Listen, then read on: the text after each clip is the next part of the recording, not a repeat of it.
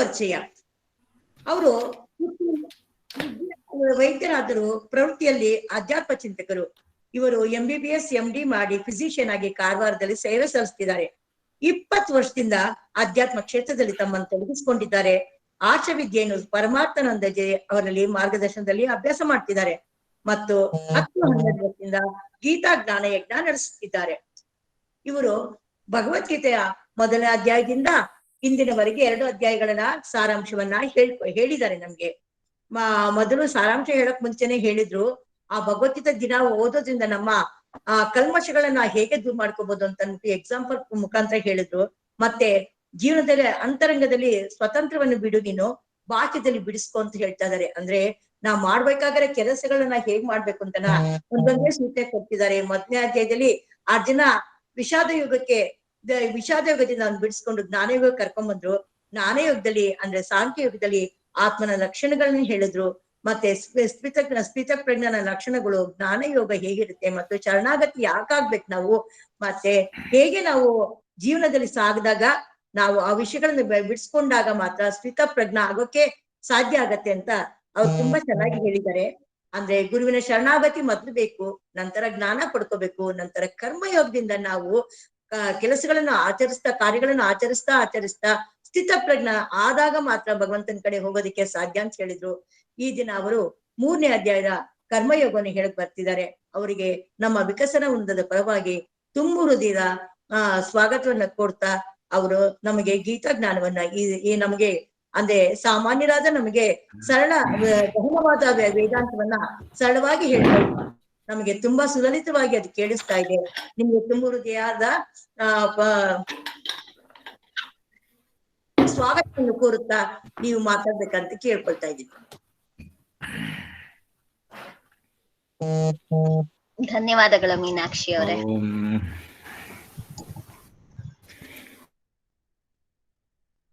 ಆಚಾರ್ಯ ಮಧ್ಯಮಾಂ ಅಸ್ಮದಾಚಾರ್ಯ ಪರ್ಯಂತಾಂ ವಂದೇ ಗುರು ಪರಂಪರಾಂ. ಓಂ ಶ್ರುತಿ ಸ್ಮೃತಿ ಪುರಾಣಾನಾಂ ಆಲಯಂ ಕರುಣಾಲಯಂ ನಮಾಮಿ ಭಗವತ್ಪಾದಂ ಶಂಕರಂ ಲೋಕಶಂಕರಂ. ಶಂಕರಂ ಶಂಕರಾಚಾರ್ಯಂ ಕೇಶವಂ ಬಾದರಾಯಣಂ ಸೂತ್ರಭಾಷ್ಯ ಕೃತೋ ವಂದೇ ಭಗವಂತೋ ಪುನಃ ಪುನಃ. ಈಶ್ವರೋ ಗುರುರಾತ್ಮೇತಿ ಮೂರ್ತಿಭೇದ ವಿಭಾಗಿನೇ ವ್ಯೋಮವದ್ವ್ಯಾಪ್ತ ದೇಹಾಯ ದಕ್ಷಿಣಾಮೂರ್ತಯೇ ನಮಃ. ಓಂ ನಮಃ ಶ್ರೀ ಪದ್ಮನಾಭಾಯ ಹಂಸರೂಪಧರಾಯ ಚ ಸದಾನಂದ ನಿಮಗ್ನಾಯ ಯತಗೋರ್ಗುರುರೂಪಿಣೆ. ಗುರುರ್ಬ್ರಹ್ಮಾ ಗುರುರ್ವಿಷ್ಣುಃ ಗುರುರ್ದೇವೋ ಮಹೇಶ್ವರಃ. ಗುರು ಸಾಕ್ಷಾತ್ ಪರಂ ಬ್ರಹ್ಮ ತಸ್ಮೈ ಶ್ರೀ ಗುರವೇ ನಮಃ. ಓಂ ಸಹನಾ ಭವತು ಸಹನೌ ಭುನಕ್ತು ಸಹ ವೀರ್ಯಂ ಕರವಾವಹೈ ತೇಜಸ್ವಿನಾವಧೀತಮಸ್ತು ಮಾ ವಿದ್ವಿಷಾವಹೈ. ಓಂ ಶಾಂತಿ ಶಾಂತಿ ಶಾಂತಿ.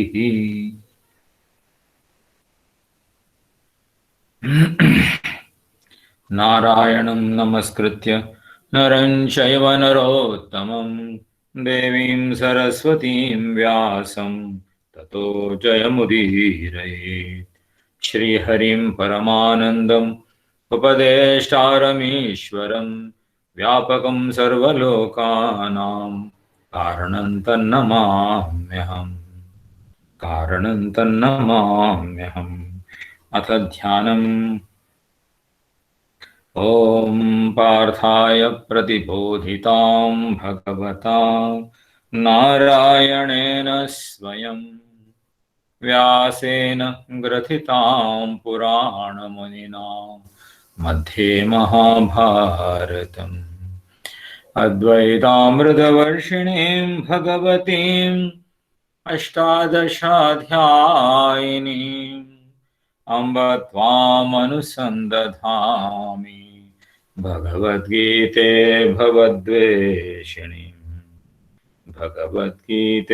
ಭವದ್ವೇಷಿಣೀಂ. ಎಲ್ಲರಿಗೂ ಪ್ರಣಾಮಗಳು.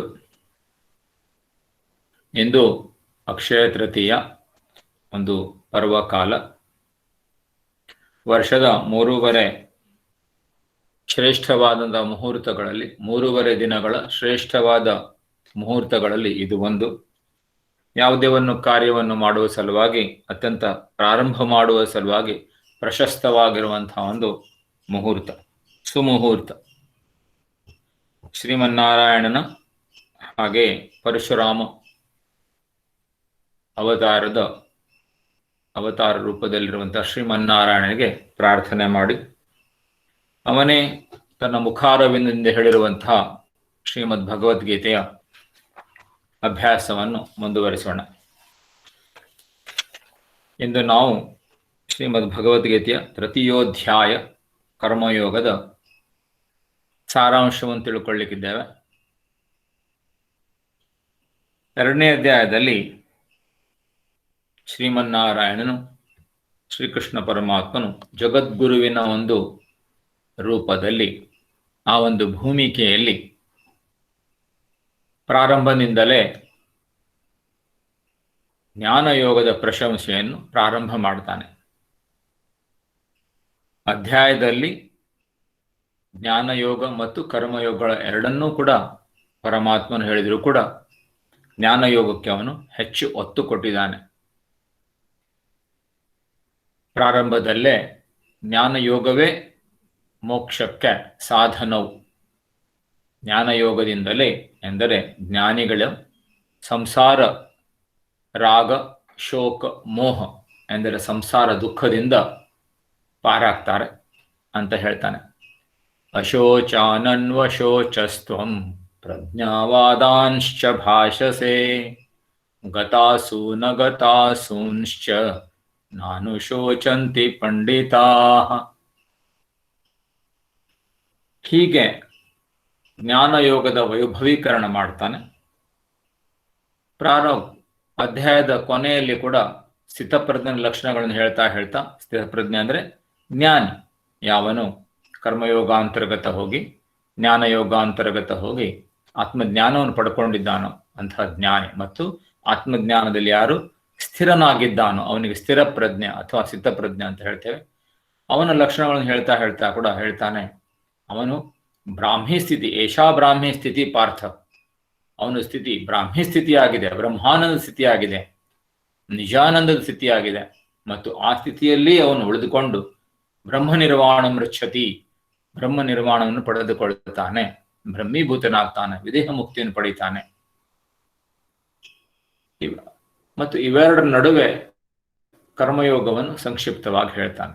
ಒಂದು ಕಡೆಗೆ ಜ್ಞಾನಯೋಗದ ವೈಭವೀಕರಣ, ಇನ್ನೊಂದು ಕಡೆಗೆ ಅರ್ಜುನನಿಗೆ ಕರ್ಮದಲ್ಲಿ ಪರಿವರ್ತನಾಗಲಿಕ್ಕೆ ಸೂಚಿಸ್ತಾನೆ.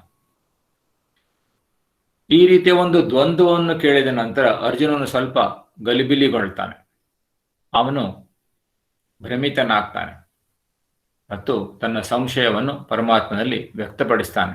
ಹೇ ಭಗವನ್, ನೀನು ಒಂದು ಕಡೆಯಲ್ಲಿ ಜ್ಞಾನಯೋಗವನ್ನು ವೈಭವೀಕರಿಸ್ತೀಯಾ, ಯು ಆರ್ ಗ್ಲೋರಿಫೈಯಿಂಗ್ ಇಟ್. ಆಮೇಲೆ ಅದಕ್ಕೆ ವಿರುದ್ಧವಾಗಿ ನನಗೆ ಕರ್ಮದಲ್ಲಿ ಪರಿವರ್ತನೆ ಆಗಲಿಕ್ಕೆ ಹೇಳ್ತೀಯಾ. ಐ ಆಮ್ ಕನ್ಫ್ಯೂಸ್ಡ್, ನಾನು ಭ್ರಮಿತನಾಗಿದ್ದೇನೆ. ಆದ್ದರಿಂದ ದಯವಿಟ್ಟು ಜ್ಞಾನಯೋಗ ಮತ್ತು ಕರ್ಮಯೋಗ ಇವೆರಡರಲ್ಲಿ ಯಾವುದು ನನಗೆ ಶ್ರೇಯಸ್ಕರ, ನನ್ನ ಆತ್ಮೋನ್ನತಿ ದೃಷ್ಟಿಯಿಂದ, ಮೋಕ್ಷ ಪ್ರಾಪ್ತಿ ದೃಷ್ಟಿಯಿಂದ ಯಾವುದು ಶ್ರೇಯಸ್ಕರ, ಅದನ್ನು ದಯವಿಟ್ಟು ನನಗೆ ತಿಳಿಸುವಂತ ಅವನು ಪ್ರಾರ್ಥಿಸ್ಕೊಳ್ತಾನೆ.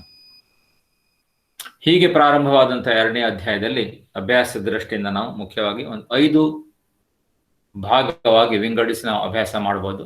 1ನೇ ಭಾಗದಲ್ಲಿ ಈಗ ನಾನು ಪ್ರಾರಂಭ ಮಾಡಿರುವಂತಹ ಪೀಠಿಕೆ, 2ನೇ ಭಾಗದಲ್ಲಿ ಪೀಠಿಕೆ 1ನೇ ಶ್ಲೋಕದಿಂದ 7ನೇ ಶ್ಲೋಕ ತನಕ ಹೋಗ್ತದೆ.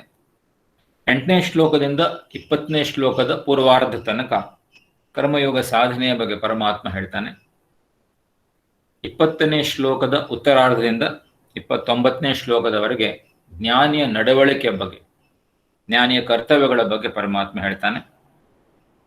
ಇನ್ನು 30ನೇ ಶ್ಲೋಕದಿಂದ 35ನೇ ಶ್ಲೋಕದವರೆಗೆ ಕರ್ಮಯೋಗದ ಮರ್ಮವನ್ನು ಹೇಳ್ತಾನೆ, ಜಿಸ್ಟ್ ಹೇಳ್ತಾನೆ ಪರಮಾತ್ಮ. ಆಮೇಲೆ 36ನೇ ಶ್ಲೋಕದಿಂದ ಅಧ್ಯಾಯದ ಕೊನೆ 43ನೇ ಶ್ಲೋಕದವರೆಗೆ ಪರಮಾತ್ಮನು ಕಾಮ ಕ್ರೋಧ ಅದರ ವಿವೇಚನೆಯನ್ನು ಮಾಡಿರುತ್ತಾನೆ. ಹೀಗೆ ಒಂದೊಂದಾಗಿ ನಾವು ವಿಷಯವನ್ನು ನೋಡ್ತಾ ಹೋಗೋಣ. ಮೊದಲನೇದಾಗಿ ಪೀಠಿಕೆ ಅಂತ ಹೇಳ್ಕೊಂಡು ಈಗಾಗಲೇ ಪ್ರಾರಂಭ ಮಾಡಿದಾಗೆ ಅರ್ಜುನನ ಪ್ರಶ್ನೆ. ಅರ್ಜುನ ಸ್ವಲ್ಪ ಗಲಿಬಿಲಿಗೊಂಡಿದ್ದಾನೆ.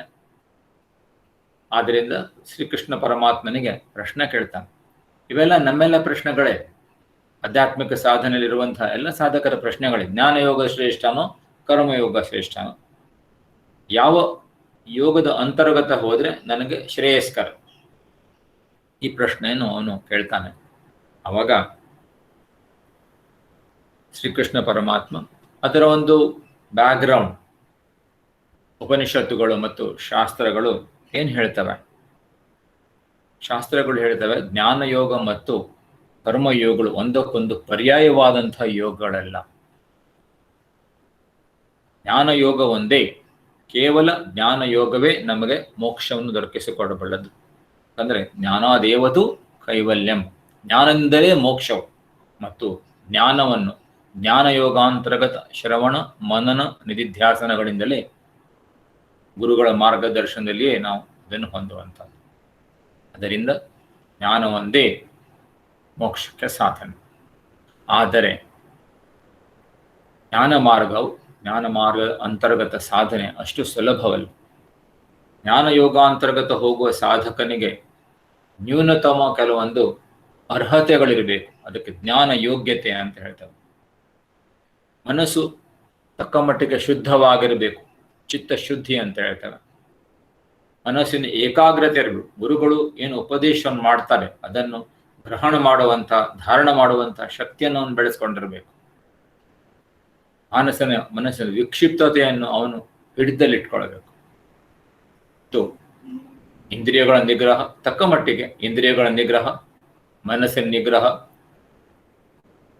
ಉಪರಮ, ಮನಸ್ಸನ್ನು ವಿಷಯಗಳ ಕಡೆಗೆ ಹೋಗಲಿಕ್ಕೆ ಕೊಡದೆ ಇಂದ್ರಿಯಗಳ ಮೇಲೆ ತಮ್ಮ ಒಂದು ಸುಖಕ್ಕಾಗಿ ಮನಸ್ಸು ಇಂದ್ರಿಯಗಳ ಮೇಲೆ ವಶವಾಗದೇನೆ ತನ್ನಷ್ಟಕ್ಕೆ ತಾನು ಇರುವಂಥ ಅಥವಾ ಆಧ್ಯಾತ್ಮಿಕ ಒಂದು ವಿಚಾರದಲ್ಲಿ ತೊಡಗಿಸಿಕೊಳ್ಳುವಂಥ ಒಂದು ಶಕ್ತಿ, ತಿತಿಕ್ಷಾ, ಸಹನೆ, ಶ್ರದ್ಧೆ, ಶಾಸ್ತ್ರಗಳಲ್ಲಿ ಶ್ರದ್ಧೆ ಮತ್ತು ಮನಸ್ಸಿನ ಏಕಾಗ್ರತೆ ಇವೆಲ್ಲಗಳನ್ನು ಮೈಗೂಡಿಸ್ಕೊಳ್ಬೇಕು. ಮತ್ತು ಮುಮುಕ್ಷತ್ವ, ತೀವ್ರ ಮುಮುಕ್ಷತ್ವ, ವಿವೇಕ, ವೈರಾಗ್ಯ, ಮುಮುಕ್ಷತ್ವಗಳು ಬೇಕು. ಇವೆಲ್ಲಗಳನ್ನು ಬೆಳೆಸಿಕೊಳ್ಳಬೇಕಾದ್ರೆ ನಮಗೆ ಕರ್ಮಯೋಗ ಸಾಧನೆ ಅವಶ್ಯಕ. ಅದರಿಂದ ಶಾಸ್ತ್ರವು ಕರ್ಮಯೋಗ ಸಾಧನೆಯನ್ನು ಪರಂಪರಾ ಸಾಧನೆ ಅಂದರೆ ಜ್ಞಾನ ಯೋಗ್ಯತೆಯನ್ನು ಬೆಳೆಸಿಕೊಳ್ಳುವ ಸಲುವಾಗಿ ಸಾಧನವನ್ನಾಗಿಸಿದೆ. ಶಾಸ್ತ್ರದ ಪ್ರಕಾರ ಕರ್ಮಯೋಗ ಅಂತರ್ಗತ ಹೋಗಿ ಸಾಧಕನು ಸಾಧನ ಚತುಷ್ಟಯ ಸಂಪತ್ತು, ಇವಾಗ ಹೇಳಿದ ಹಾಗೆ ಜ್ಞಾನ ಯೋಗ್ಯತಾ ಪ್ರಾಪ್ತಿಯನ್ನೇ ಮಾಡಿಕೊಂಡು, ಜ್ಞಾನ ಯೋಗ್ಯತಾ ಪ್ರಾಪ್ತಿ ಆದ ನಂತರ ಜ್ಞಾನಯೋಗ ಸಾಧನೆಯನ್ನು ಮುಂದುವರಿಸಬೇಕು. ಜ್ಞಾನಯೋಗ ಅಂತರ್ಗತ ಜ್ಞಾನ ಪ್ರಾಪ್ತಿ ಮಾಡಿಕೊಂಡು ಮೋಕ್ಷವನ್ನು ಪಡೆದುಕೊಳ್ಳಬೇಕು. ಇದು ಶಾಸ್ತ್ರವು ನಮಗೆ ನೀಡುವಂತಹ ಪ್ರಣಾಳಿ. ಆದ್ದರಿಂದ ಜ್ಞಾನಯೋಗ ಶ್ರೇಷ್ಠನೋ ಅಥವಾ ಕರ್ಮಯೋಗ ಶ್ರೇಷ್ಠವೋ ಅನ್ನುವಂಥ ಒಂದು ಪ್ರಶ್ನೆ ಅಪ್ರಸ್ತುತವಾಗಿರುವಂಥ. ಯಾಕಂದರೆ ಎಲ್ಲರೂ ಈ ಎರಡೂ ಮಾರ್ಗಗಳಿಂದ, ಸಾಧನಾ ಮಾರ್ಗಗಳಿಂದ ಹೋಗಬೇಕಾಗ್ತದೆ. ಶ್ರೀಕೃಷ್ಣ ಪರಮಾತ್ಮನು ಅದನ್ನೇ ಹೇಳ್ತಾನೆ. ಪರಮಾತ್ಮನು ಹೇಳ್ತಾನೆ, ಲೋಕೇಸ್ಮಿನ್ ದ್ವಿವಿಧಾ ನಿಷ್ಠಾ ಪುರಾ ಪ್ರೋಕ್ತ ಮಯಾ ನಘ ಜ್ಞಾನ ಯೋಗೇನ ಸಾಂಖ್ಯಾನಾಂ ಕರ್ಮಯೋಗೇನ ಯೋಗಿನಾಂ. ಎರಡು ನಿಷ್ಠೆಗಳು, ಕರ್ಮಯೋಗ ನಿಷ್ಠೆ ಮತ್ತು ಜ್ಞಾನಯೋಗ ನಿಷ್ಠೆ. ಕರ್ಮಯೋಗ ನಿಷ್ಠೆ ಅಂದರೆ ಒಂದು ಜೀವನ ಪ್ರಣಾಳಿ, ಜೀವನ ಶೈಲಿ. ಕರ್ಮಯೋಗ ನಿಷ್ಠೆಯಲ್ಲಿ ಕರ್ಮ ಪ್ರಧಾನವಾಗಿರುವಂತಹ ಜೀವನ ಪದ್ಧತಿ, ಅದಕ್ಕೆ ಪ್ರವೃತ್ತಿ ಮಾರ್ಗ ಅಂತ ಹೇಳ್ತೇವೆ. ಅದಕ್ಕೆ ಗೃಹಸ್ಥಾಶ್ರಮ ಧರ್ಮ, ಈ ಜೀವನ ಪದ್ಧತಿ. ಗೃಹಸ್ಥಾಶ್ರಮ ಜೀವನ ಪದ್ಧತಿ ಅಂತರ್ಗತ ಹೋಗಿ ಕರ್ಮ ಪ್ರಧಾನವಾಗಿರುವಂತಹ ಸಾಧನೆ, ಅದರ ಜೊತೆಗೇನೆ ಅವರು ಸಾಧನ ಚತುಷ್ಟ ಸಂಪತ್ತಿ ಚಿತ್ತಶುದ್ಧಿಯನ್ನು ಬೆಳೆಸ್ಕೊಂಡು ಗೃಹಸ್ಥಾಶ್ರಮದಲ್ಲೇ ಮುಂದುವರೆದು ಅವರು ಜ್ಞಾನಯೋಗ ಸಾಧನೆಯನ್ನು ಮಾಡಿ ಗೃಹಸ್ಥಾಶ್ರಮಿ ಜ್ಞಾನಯೋಗಿಗಳಾಗಬಹುದು, ಜ್ಞಾನಿಗಳಾಗಬಹುದು. ಉದಾಹರಣೆಗೆ ಜನಕ ಮಹಾರಾಜ ಉದಾಹರಣೆ ಕೂಡ ಶ್ರೀಕೃಷ್ಣ ಪರಮಾತ್ಮ ಇರ್ತಾನೆ. ಪುರಾಣಗಳಲ್ಲಿ ಅನೇಕರು ಇದ್ದಾರೆ. ಗೃಹಸ್ಥಾಶ್ರಮದಲ್ಲಿ ಮುಂದುವರೆದುಕೊಂಡು ಜ್ಞಾನಿಗಳಾದವರು. ಇನ್ನೊಂದು ನಿಷ್ಠ ಜ್ಞಾನಯೋಗ ನಿಷ್ಠ ಅಥವಾ ಸಾಂಖ್ಯ ನಿಷ್ಠ. ಇದರಲ್ಲಿ ಸನ್ಯಾಸಾಶ್ರಮ, ನಿವೃತ್ತಿ ಮಾರ್ಗ, ಅದರಲ್ಲಿ ಕರ್ಮ ಗೌಣ, ಸ್ವಲ್ಪ ಅತ್ಯಂತ ಕಡಿಮೆ ಪ್ರಮಾಣದಲ್ಲಿ ಕರ್ಮ, ಆದರೆ ಜ್ಞಾನಕ್ಕೆ ಹೆಚ್ಚು ಒತ್ತು. ಶ್ರವಣ ಮನನ ನಿಧಿಧ್ಯಾಸನಗಳಲ್ಲಿಯೇ ಉಪನಿಷತ್ತುಗಳ ಒಂದು ಅಭ್ಯಾಸದಲ್ಲಿ ಪೂರ್ಣವಾಗಿ ತೊಡಗಿಸಿಕೊಳ್ಳುವುದು. ಉಳಿದೆಲ್ಲ ಗೃಹಸ್ಥಾಶ್ರಮಕ್ಕೆ ಅನ್ವಯಿಸುವಂಥ ಎಲ್ಲ ಕರ್ಮಗಳಿಂದ ಅವರು ನಿವೃತ್ತರಾಗುವಂಥದ್ದು. ಇದು ನಿವೃತ್ತಿ ಮಾರ್ಗ. ಆದರೆ ಶ್ರೀಕೃಷ್ಣ ಪರಮಾತ್ಮನು ಅರ್ಜುನನಿಗೆ ಹೇಳ್ತಾನೆ, ಅಥವಾ ಅರ್ಜುನನ ಮುಂದೆ ಮಾಡಿಕೊಂಡು ನಮ್ಗೆಲ್ಲರಿಗೂ ಹೇಳ್ತಾನೆ, ಸನ್ಯಾಸವು ಎಲ್ಲರಿಗೂ ಹೋಗುವಂಥದ್ದಲ್ಲ. ಆದ್ದರಿಂದ ಬೈ ಆ್ಯಂಡ್ ಲಾರ್ಜ್ 99% ಜನರು ಅವರಿಗೆ ಗೃಹಸ್ಥಾಶ್ರಮ ಅಂದರೆ ಪ್ರವೃತ್ತಿ ಮಾರ್ಗ, ಕರ್ಮಯೋಗ ನಿಷ್ಠೆಯಿಂದಲೇ ಆ ಒಂದು ಜೀವನ ಪ್ರಣಾಳಿಯಲ್ಲಿ ಹೋದರೆ ಅವರಿಗೆ ಸುಲಭ ಮತ್ತು ಅದು ಅವರಿಗೆ ಶಕ್ಯ ಇದೆ. ಅದಕ್ಕೆ ತನ್ನದೇ ಆದಂಥ ಒಂದು ಉದಾಹರಣೆಯನ್ನು ಕೂಡ ಅವನು ಪರಮಾತ್ಮ ನೀಡ್ತಾನೆ. ಇದು ಬಹಳ ಮುಖ್ಯವಾಗಿರುವಂಥದ್ದು. ಯಾಕಂದರೆ ಅನೇಕರಿಗೆ ಶ್ರೀಮದ್ ಭಗವದ್ಗೀತೆಯ ಬಗ್ಗೆ ತಪ್ಪು ಕಲ್ಪನೆ ಇದೆ. ಕರ್ಮದಿಂದ ನಿವೃತ್ತವಾಗಲಿಕ್ಕೆ ಪರಮಾತ್ಮ ಹೇಳ್ತಾನೆ ಅನ್ನೋದನ್ನು ಅದು ಯಾರು ಹೇಳಿದ್ರಂತ ಗೊತ್ತಿಲ್ಲ, ಮತ್ತು ಕೆಲವು ಅರ್ಥೈಸ್ತಾರೆ. ಸ್ಪಷ್ಟವಾಗಿ ಹೇಳ್ತಾನೆ ಪರಮಾತ್ಮ, ಕರ್ಮಯೋಗ ನಿಷ್ಠೆನೇ ಬಹುತಾಂಶ ಜನರಿಗೆ ಸಾಧ್ಯವಾಗಿದೆ ಮತ್ತು ಅದರಿಂದ ಹೋದರೆ ಅವರಿಗೆ ಒಳ್ಳೆಯದಂತೆ. ಇದು ಪೀಠಿಕೆ. ಇನ್ನು ಈ ಅಧ್ಯಾಯದ 2ನೇ ವಿಷಯಕ್ಕೆ ಬರೋಣ. ಕರ್ಮಯೋಗ ಪ್ರಾಪರ್ 8ನೇ ಶ್ಲೋಕದಿಂದ 20ನೇ ಶ್ಲೋಕದ ಪೂರ್ವಾರ್ಧದವರೆಗೆ ಕರ್ಮಯೋಗದ ಅದ್ರ ಬಗ್ಗೆ ವಿವೇಚನೆ ಮಾಡಿದ್ದೇವೆ ಆಲ್ರೆಡಿ. ಕರ್ಮಯೋಗ ಅಂದರೆ proper action with proper attitude. ವಿಹಿತ ಕರ್ಮಗಳನ್ನು ವಿಶಿಷ್ಟ ಭಾವದಿಂದ ಮಾಡುವಂಥದ್ದು. ವಿಹಿತ ಕರ್ಮಗಳೆಂದರೆ ಶಾಸ್ತ್ರ ವಿಹಿತ ಕರ್ಮಗಳು. ಶಾಸ್ತ್ರವು ಒಬ್ಬ ವ್ಯಕ್ತಿಯ ವರ್ಣ, ಆಶ್ರಮ, ಅವನ ಸ್ವಭಾವ ಅಂದರೆ ಅವನ ಪ್ರಾರಬ್ಧ ಮತ್ತು ಪರಿಸ್ಥಿತಿ, ಪ್ರಚಲಿತ ಪರಿಸ್ಥಿತಿಗೆ ಅನುಗುಣವಾಗಿ ಪ್ರತಿಯೊಬ್ಬರಿಗೂ ಅವರು ಮಾಡಬೇಕಾದ ಕರ್ಮಗಳ ಬಗ್ಗೆ ಮಾರ್ಗದರ್ಶನ ಮಾಡ್ತಾರೆ. ಆ ಮಾರ್ಗದರ್ಶನ ಪ್ರಕಾರ ಹೋಗುವಂಥ ಸಕಾಮ ಕರ್ಮಗಳ ಬಗ್ಗೆ ಇಲ್ಲಿ ಚರ್ಚೆ ಇಲ್ಲ. ನಿಷ್ಕಾಮ ಕರ್ಮಗಳ ಬಗ್ಗೆ ನಾವು ಚರ್ಚೆ ಮಾಡ್ತಾ ಇದ್ದೇವೆ. ಕರ್ಮವನ್ನು ಸ್ಥೂಲವಾಗಿ 3 ವಿಭಾಗಗಳನ್ನಾಗಿ ವಿಂಗಡಿಸ್ತೇವೆ. ಅವು ಎಷ್ಟರ ಮಟ್ಟಿಗೆ ಆಧ್ಯಾತ್ಮಿಕ ಪ್ರಗತಿಯನ್ನು ಮಾಡ್ತವೆ. ಅವು ಮಾಡುವಂಥ ಆಧ್ಯಾತ್ಮಿಕ ಪ್ರಗತಿಯ ಒಂದು ಮಾನದಂಡದ ಮೇಲೆ ಅದನ್ನು ಅವಲಂಬಿಸಿ ಕರ್ಮಗಳನ್ನು 3 ವಿಭಾಗಗಳನ್ನು ಮಾಡಲಾಗಿದೆ. ಸಾತ್ವಿಕ ಕರ್ಮಗಳು, ರಾಜಸ ಕರ್ಮಗಳು ಮತ್ತು ತಾಮಸ ಕರ್ಮ. ಸಾತ್ವಿಕ ಕರ್ಮ, ರಾಜಸ ಕರ್ಮ ಮತ್ತು ತಾಮಸ ಕರ್ಮ. ಸಾತ್ವಿಕ ಕರ್ಮಗಳು ಅಂದರೆ ಉತ್ತಮ ಕರ್ಮಗಳು. ಯಾವ ಕರ್ಮಗಳನ್ನು ಮಾಡುವುದರಿಂದ ಆಧ್ಯಾತ್ಮಿಕ ಪ್ರಗತಿ ಶೀಘ್ರವಾಗಿ ಆಗುತ್ತದೆಯೋ ಅವು ಸಾತ್ವಿಕ ಕರ್ಮಗಳು. ಸಾತ್ವಿಕ ಕರ್ಮಗಳಲ್ಲಿ ಪರೋಪಕಾರ ಕರ್ಮಗಳು. ಸಾತ್ವಿಕ ಕರ್ಮಗಳು ಅಂದರೆ ಆದಷ್ಟು ಹೆಚ್ಚಿನ ಜನರಿಗೆ ಲಾಭ ಆಗುವಂತ, ಇಲ್ಲಿ ಆದಷ್ಟು ಹೆಚ್ಚಿನ ಜನರು ಫಲಾನುಭವಿಗಳು, ಬೆನಿಫಿಷರೀಸ್ ಅಂತ ಹೇಳ್ತೇವೆ. ಒಬ್ಬನಿಗಿಂತ ಕುಟುಂಬಕ್ಕಿಂತ ಅವನ ಊರು, ದೇಶ ಅಥವಾ ವಿಶ್ವದಲ್ಲಿರುವಂತಹ ಎಲ್ಲ, ಸ್ವದೇಶೋ ಭುವನತ್ರಯಂ ಆಚಾರ್ಯರು ಹೇಳಿದಂಗೆ ಈ 3 ಲೋಕಗಳು ಕೂಡ ತನ್ನೊಂದು ಪ್ರೇಮಳ ಕುಟುಂಬ ಎಲ್ಲರ ಶ್ರೇಯೋಭಿವೃದ್ಧಿಯಾಗಿ ಮಾಡುವಂತಹ ಕರ್ಮಗಳು. ಅದಕ್ಕೆ ಉತ್ತಮ ಕರ್ಮಗಳು ಅಂತ ಹೇಳ್ತಾರೆ. ಇದರಿಂದ ಆಧ್ಯಾತ್ಮಿಕ ಪ್ರಗತಿ ಶೀಘ್ರವಾಗಿ ಆಗ್ತದೆ. 2ನೇದಾಗಿ ರಾಜಸ ಕರ್ಮಗಳು. ರಾಜಸ ಕರ್ಮಗಳು ಸ್ವಾರ್ಥಿ ಕರ್ಮಗಳು. ಒಬ್ಬ ವ್ಯಕ್ತಿಯು ತನ್ನದೇ ಆದಂತಹ ಲೌಕಿಕ ಪ್ರಗತಿಗಾಗಿ ಮಾಡುವಂತಹ ಕರ್ಮಗಳು. ಇದರಲ್ಲಿ ಲೌಕಿಕ ಪ್ರಗತಿ ಆಗ್ತದೆ, ಆದರೆ ಆಧ್ಯಾತ್ಮಿಕ ಪ್ರಗತಿ ಅತ್ಯಂತ ಕಡಿಮೆ ಪ್ರಮಾಣದಲ್ಲಿ, ನೆಗ್ಲಿಜಿಬಲ್, ಗೌಣವಾಗಿ ಆಗ್ತದೆ. ಅದರಿಂದ ಅವನಲ್ಲಿ ಆಧ್ಯಾತ್ಮಿಕ ಸ್ಥಗಿತತೆ ಉಂಟಾಗ್ತದೆ. ಇನ್ನು ತಾಮಸ ಕರ್ಮಗಳಾದರೂ ನಿಷಿದ್ಧ ಕರ್ಮಗಳು ಅಂತ ಹೇಳ್ತೇವೆ. ಬೇರೆಯವರಿಗೆ ದುಃಖ ನೀಡಿ ತಾವು ಸುಖವನ್ನು ಅನುಭವಿಸಲಿಕ್ಕೆ ಮಾಡುವಂತಹ ಪ್ರಯತ್ನಗಳು, ಇದನ್ನು ಮಾಡಬಾರದು. ಇವು ನಿಷಿದ್ಧ ಕರ್ಮಗಳು. ಇದರಿಂದ ಆಧ್ಯಾತ್ಮಿಕ ಅಧೋಗತಿ ಆಗುವಂಥದ್ದು. ಶ್ರೀಕೃಷ್ಣ ಪರಮಾತ್ಮ ಹೇಳ್ತಾನೆ, ನಾವು ಮಾಡುವಂತಹ ಕರ್ಮಗಳಲ್ಲಿ ಆದಷ್ಟು ಹೆಚ್ಚು ಉತ್ತಮ ಕರ್ಮಗಳಿರಬೇಕು. ಯಜ್ಞಾರ್ಥಾತ್ ಕರ್ಮಣೋನ್ಯತ್ರ ಲೋಕೋಯಂ ಕರ್ಮ ಬಂಧನಃ ತದರ್ಥಂ ಕರ್ಮ ಕೌಂತೇಯ ಮುಕ್ತ ಸಂಗ ಸಮಾಚರ. ಯಜ್ಞಕ್ಕಾಗಿ ಮಾಡಲ್ಪಡುವ, ಯಜ್ಞ ಅಂದ್ರೆ ಇಲ್ಲಿ ಕೃತಜ್ಞತಾ ಭಾವದಿಂದ ಮಾಡಿದಂತಹ ಪರೋಪಕಾರ ಕರ್ಮಗಳು. ಕೃತಜ್ಞತಾ ಭಾವದಿಂದ ಮಾಡಿದಂತಹ ಪರೋಪಕಾರ ಕರ್ಮಗಳಿಗೆ ಯಜ್ಞ ಅಂತ ಹೇಳ್ತಾರೆ. ಯಜ್ಞದ ಸಲುವಾಗಿ ಮಾಡಿದ ಕರ್ಮಗಳ ಹೊರತಾಗಿ ಮಾಡಿದಂತಹ ಉಳಿದೆಲ್ಲ ಕರ್ಮಗಳು ಬಂಧನಕ್ಕೀಡು ಮಾಡುತ್ತವೆ. ಅವು ಆಧ್ಯಾತ್ಮಿಕ ಪ್ರಗತಿಗೆ ನಮಗೆ ಸಹಾಯ ಆಗುವುದಿಲ್ಲ. ಆದ್ದರಿಂದ ಪರಮೇಶ್ವರ ಹೇಳ್ತಾನೆ, ತದರ್ಥಂ ಕರ್ಮ ಕೌಂತೆಯ ಮುಕ್ತ ಸಂಘ ಸಮಾಚಾರ. ಕರ್ಮದಲ್ಲಿನ ಒಂದು ಮಮಕಾರ, ಆಸಕ್ತಿ ಮತ್ತು ಕರ್ಮಫಲದ ಅಪೇಕ್ಷೆ, ಸ್ಪೃಹೆ ಇವುಗಳ ತ್ಯಾಗ ಮಾಡಿ ಸಂಘ ಅಂದರೆ ಆಸಕ್ತಿಯನ್ನು ಬಿಟ್ಟು ಆಸಕ್ತಿ ರಹಿತನಾಗಿ ನಿಷ್ಕಾಮನಾಗಿ ನೀನು ಕರ್ಮಗಳನ್ನು ಮಾಡು. ಇದು ಕರ್ಮದ ಬಗ್ಗೆ ಆಯಿತು. ಎರಡನೇದಾಗಿ ನಾವು ಕರ್ಮ ಉತ್ತಮ ಯಾವ ಕರ್ಮಗಳನ್ನು ಮಾಡಬೇಕು ಅದರ ಬಗ್ಗೆ ಚಿಂತನೆ ಮಾಡಿ. ಕರ್ಮಯೋಗದಲ್ಲಿ ಎರಡು ಭಾಗ. ಒಂದು ಕರ್ಮ, ಯಾವ ಕರ್ಮಗಳನ್ನು ಮಾಡಬೇಕು, ಉತ್ತಮ ಕರ್ಮಗಳನ್ನು ಆದಷ್ಟು ಹೆಚ್ಚು ಮಾಡಬೇಕು. ರಾಜಸ ಕರ್ಮಗಳು ಅಥವಾ ಮಧ್ಯಮ ಕರ್ಮಗಳು ಕೇವಲ ಚರಿತಾರ್ಥಕ್ಕಾಗಿ ಮಾತ್ರ, ಹೊಟ್ಟೆಪಾಡಿಗಾಗಿ ಏನಾದ್ರು ಮಾಡಬೇಕು, ಮಿನಿಮಮ್ ಅವನ್ನಷ್ಟು ನಾವು ಮಾಡುವಂಥದ್ದು. ಆಮೇಲೆ ನಮ್ಮಿಂದ ಅಧಮ ಕರ್ಮಗಳು ಅಂದರೆ ತಾಮಸ ಕರ್ಮಗಳು ಆಗದೇ ಇರುವುದನ್ನು ನಾವು ಎಚ್ಚರ ವಹಿಸಬೇಕು, ಬಹಳ ಮುಖ್ಯವಾದದ್ದು. ಇನ್ನು ಕರ್ಮಗಳನ್ನು ಮಾಡುವ ನಮ್ಮ ಭಾವ ಹೇಗಿರಬೇಕು, ಕರ್ಮದಲ್ಲಿ ಭಾವ ಹೇಗಿರಬೇಕು, ಕರ್ಮ ಫಲದಲ್ಲಿ ಭಾವ ಹೇಗಿರಬೇಕು. ನಾವು ಮಾಡುವಂಥ ಪ್ರತಿಯೊಂದು ಕರ್ಮಗಳನ್ನು ಈಶ್ವರಾರ್ಪಣ ಭಾವದಿಂದ ಮಾಡಬೇಕು. ಯಾಕಂದರೆ ನಮಗೆ ಯಾವ ಕರ್ಮಗಳನ್ನು ನಾವು ನಮ್ಮ ಜೀವನದಲ್ಲಿ ಮಾಡಬೇಕಾಗ್ಬೋದು, ಕೆಲವೊಂದ್ಸಲ ನಮ್ಮ ಕೈಲಿವೆ, ಕೆಲವೊಂದ್ಸಲ ನಮ್ಮ ಒಂದು ಹಿಡಿತದಲ್ಲಿಲ್ಲ. ಆದ್ದರಿಂದ ಉದಾಹರಣೆಗೆ ಹೊಟ್ಟೆಪಾಡಿಗಾಗಿ ನಮ್ಗೆ ಯಾವುದರಲ್ಲಿ ಆಸಕ್ತಿ ಇಲ್ಲವೋ ಅಂತಹ ಕರ್ಮಗಳನ್ನು, ಅಂದರೆ ಒಳ್ಳೆಯ ಕರ್ಮಗಳೇ ಆದರೆ ನಮ್ಗೆ ಅದರಲ್ಲಿ ಆಸಕ್ತಿ ಇಲ್ಲ, ಅಂತಹ ಕರ್ಮ ಮಾಡಬೇಕಾದ ಪ್ರಸಂಗ ಬರ್ಬೋದು.